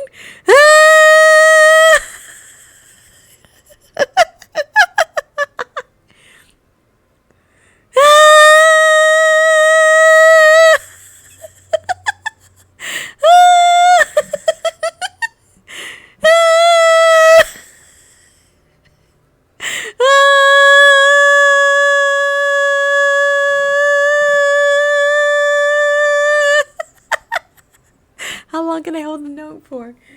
See, that's what I was kind of like.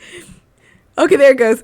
I can't even stop myself from laughing.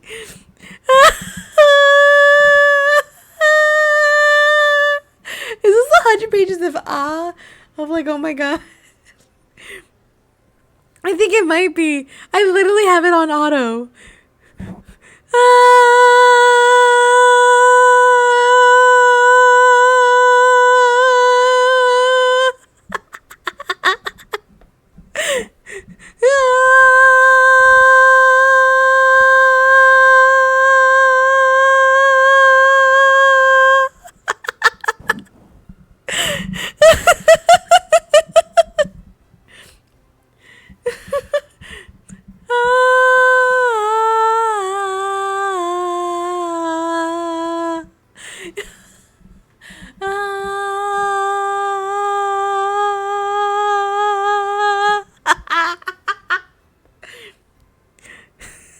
I don't know why this is funny to me.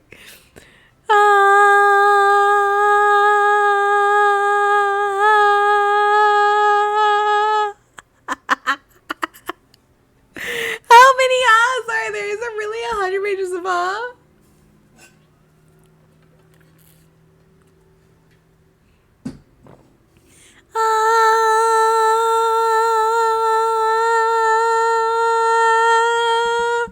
Ursula keeps singling.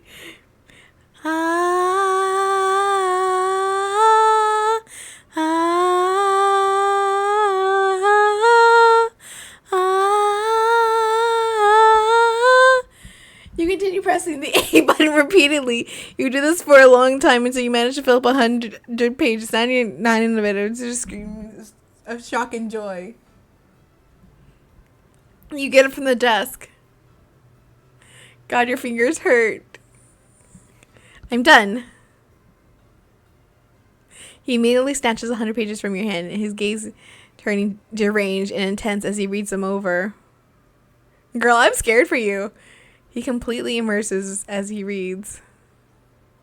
You feel nervous, highly doubting that one of your stupid stories will actually fix him or whatever his delusions tell him is going to happen. Now how will he react? What will he do to you?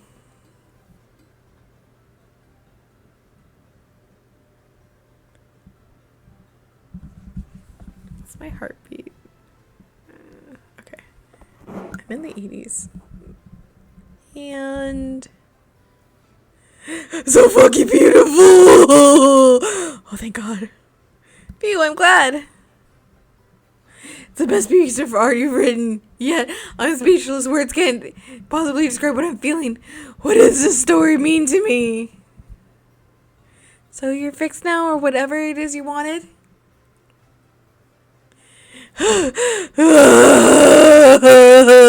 No. Fuck you! Oh, don't worry, it's okay. This already felt so amazing. Even though I'm not fixed, you've given me hope for the future again. As expected from my superstar. Yay, so like you'll leave your room now?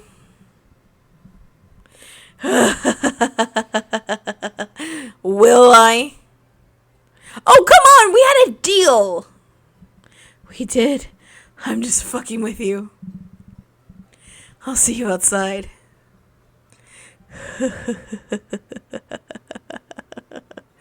You really are my superstar.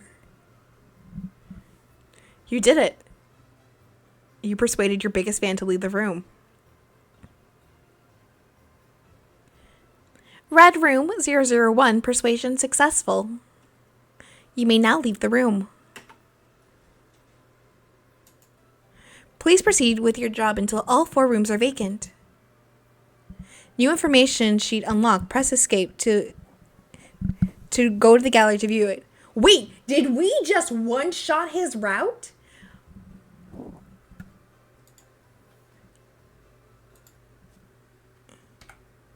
We one-shotted it. Oh my gosh, guys, that's actually really impressive. Okay, because with the night we died, I think, what, 2 times? 1 time? So the fact that we one-shotted our stalker's route, oh, that's intense. Okay, my heartbeat's now in the low 80s. But let's look at let's look at the gallery. Guest room number 001. Monster type, a soulless beast. Height, 222 centimeters. Jesus fucking Christ. This man is taller. This man is twice my size. Hey, now only Freddy Fazbear can call me superstar. That's awesome. Yeah. Okay, so when I say this dude is fucking taller than me, I am 160 centimeters. I am 5'3". This motherfucker is 222 centimeters. And then let's figure this out. What is that in feet and inches? Because Jesus Christ. Centimeters. This motherfucker is 7 feet and like a third of an inch.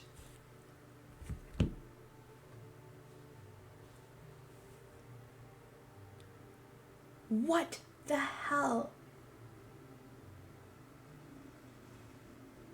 Yeah, like 7. It says ooh, hold on. I typed that in wrong. 222. Yeah, so he's like 7 foot. 7, because it says it's 7 feet, 3.79. So he's a 7 feet.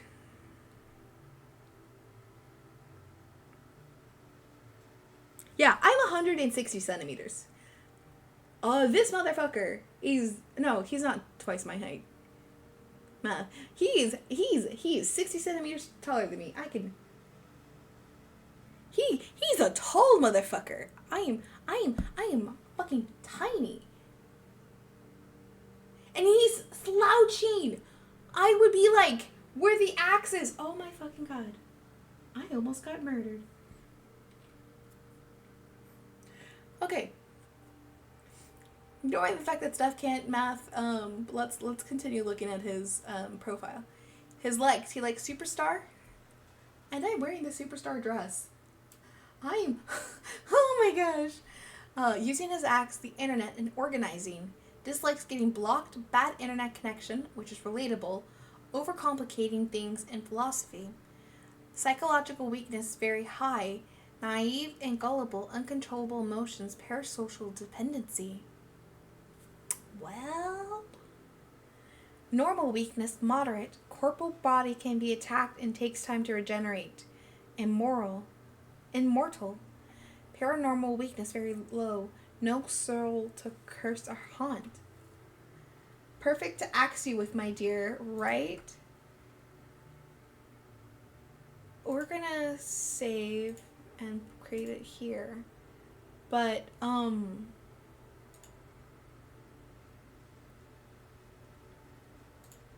I saved, right? Yeah, I saved.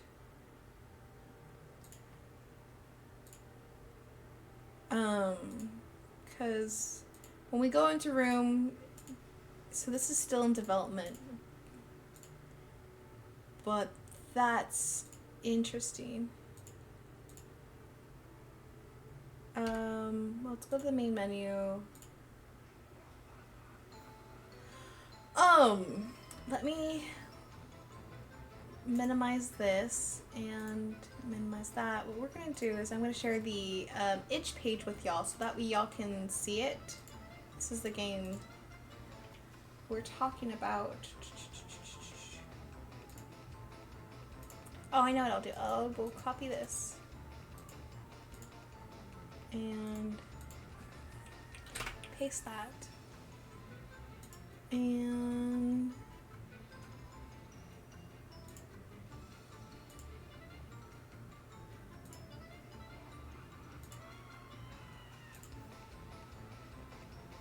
okay, here we go. So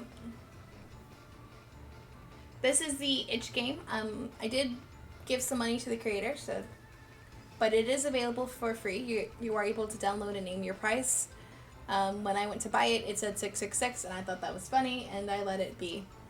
But this is the itch page. So again, the game is called Monster X Mediator. And as of current, the Knight and the Biggest Fan are the only two playables that like you can try to get out.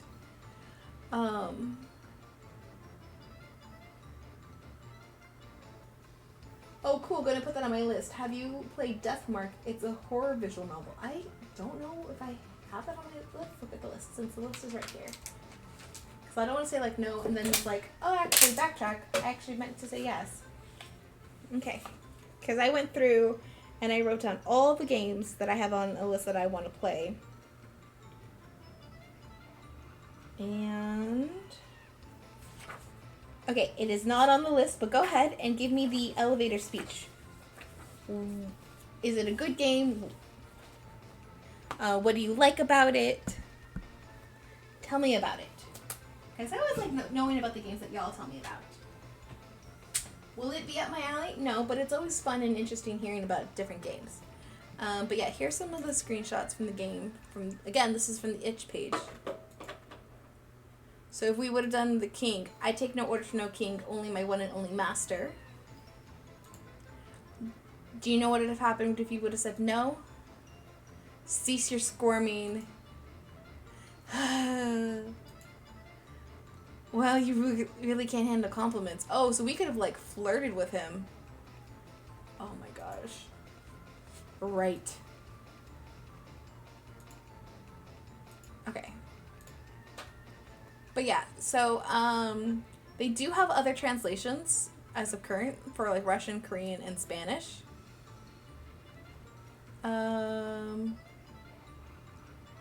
But that way you can see the page. But yeah, this has been Monster Mediator. I'm going to find a friend who is currently streaming, and let's pass on the love to them. Or oh no, because the tags, we talked about this. There's not the Monster Mediator tags yet. You know what? We went for one monster that was killing us. Let's go for another. My friend Dark West Cody is playing Dead by Daylight. So yeah, that makes sense that we'll have another person who kills us. It makes complete sense. That's the train of thought we're going with.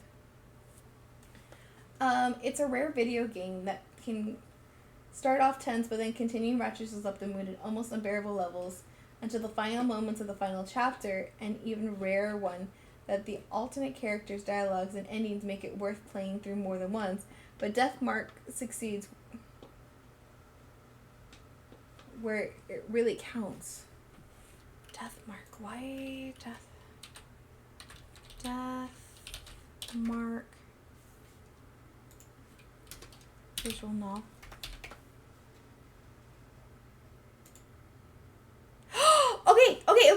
Okay, we gotta change screens really quick. Okay, because I was reading that. So, fun fact about this game. Either I had it for the DS, or it was for the Vita, but I remember, because I remember this dude, I remember this dude, I remember this, so actually, now I'm curious. I'm like, do I have it? Oh, because I don't remember playing it, because I don't remember this ugly fuck. But this I remember. This photo I remember. So I cannot tell you if I played it on the Vita. I cannot actively tell you. I just, some of this images look familiar. So either but yes, that's the main protagonist. But just hearing that, it sounds like I could definitely try it out, because I'm looking at this and I'm like, I'm like, did I play it on my Vita? Did I buy it for my Vita? Did I like... Now my brain is like, fuck, now I have to look at my games. This is what you did to me. It's on Steam. It is on Steam.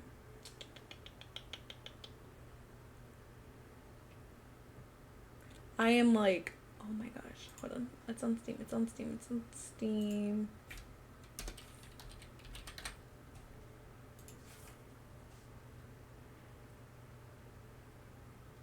How much is it?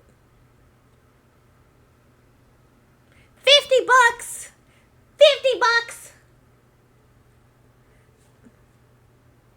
Wishlist it.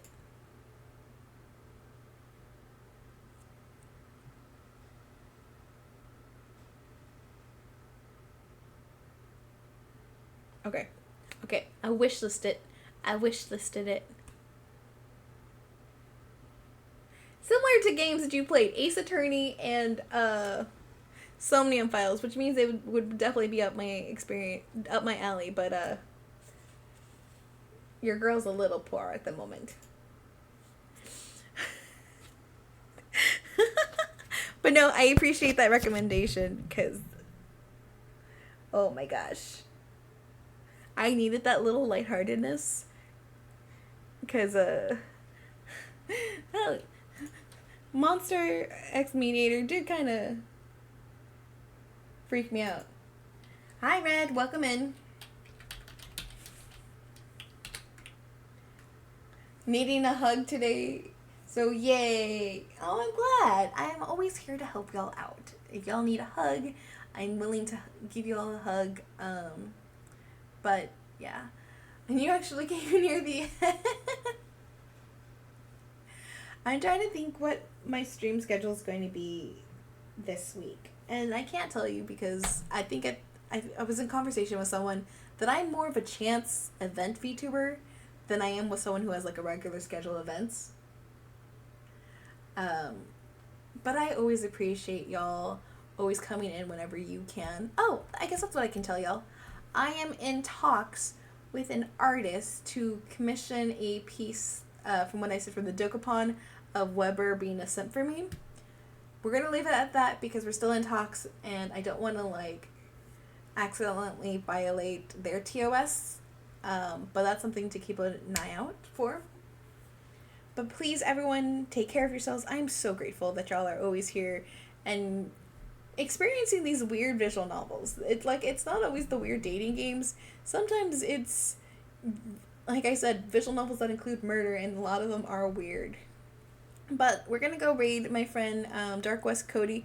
They're playing Dead by Daylight to kind of keep in theme with the monsters, and I feel like that will be a little bit more lighthearted, hopefully. They're playing with Lilith Rose and Becca Cannonbox, so if you feel like you need to leave, that's fine. I want you to always take care of yourselves. Oof. And it's about dinner time. I'm like, I probably should find me some dinner. Or food that's not cookies. Yeah, because, you know, sometimes I don't take care of myself. But, I will catch y'all next time. Have a good day, eat well, drink water, hydrate, stretch, do all the things that you need to do to take care of yourself. Take your medicine, interact, touch some grass. I'm eating tostadas. Ooh, lucky, and I am jealous. Twin showed me a picture of his mac and cheese, and I'm jealous of that. But I will catch y'all next time. Please be kind to yourselves. Bye for now.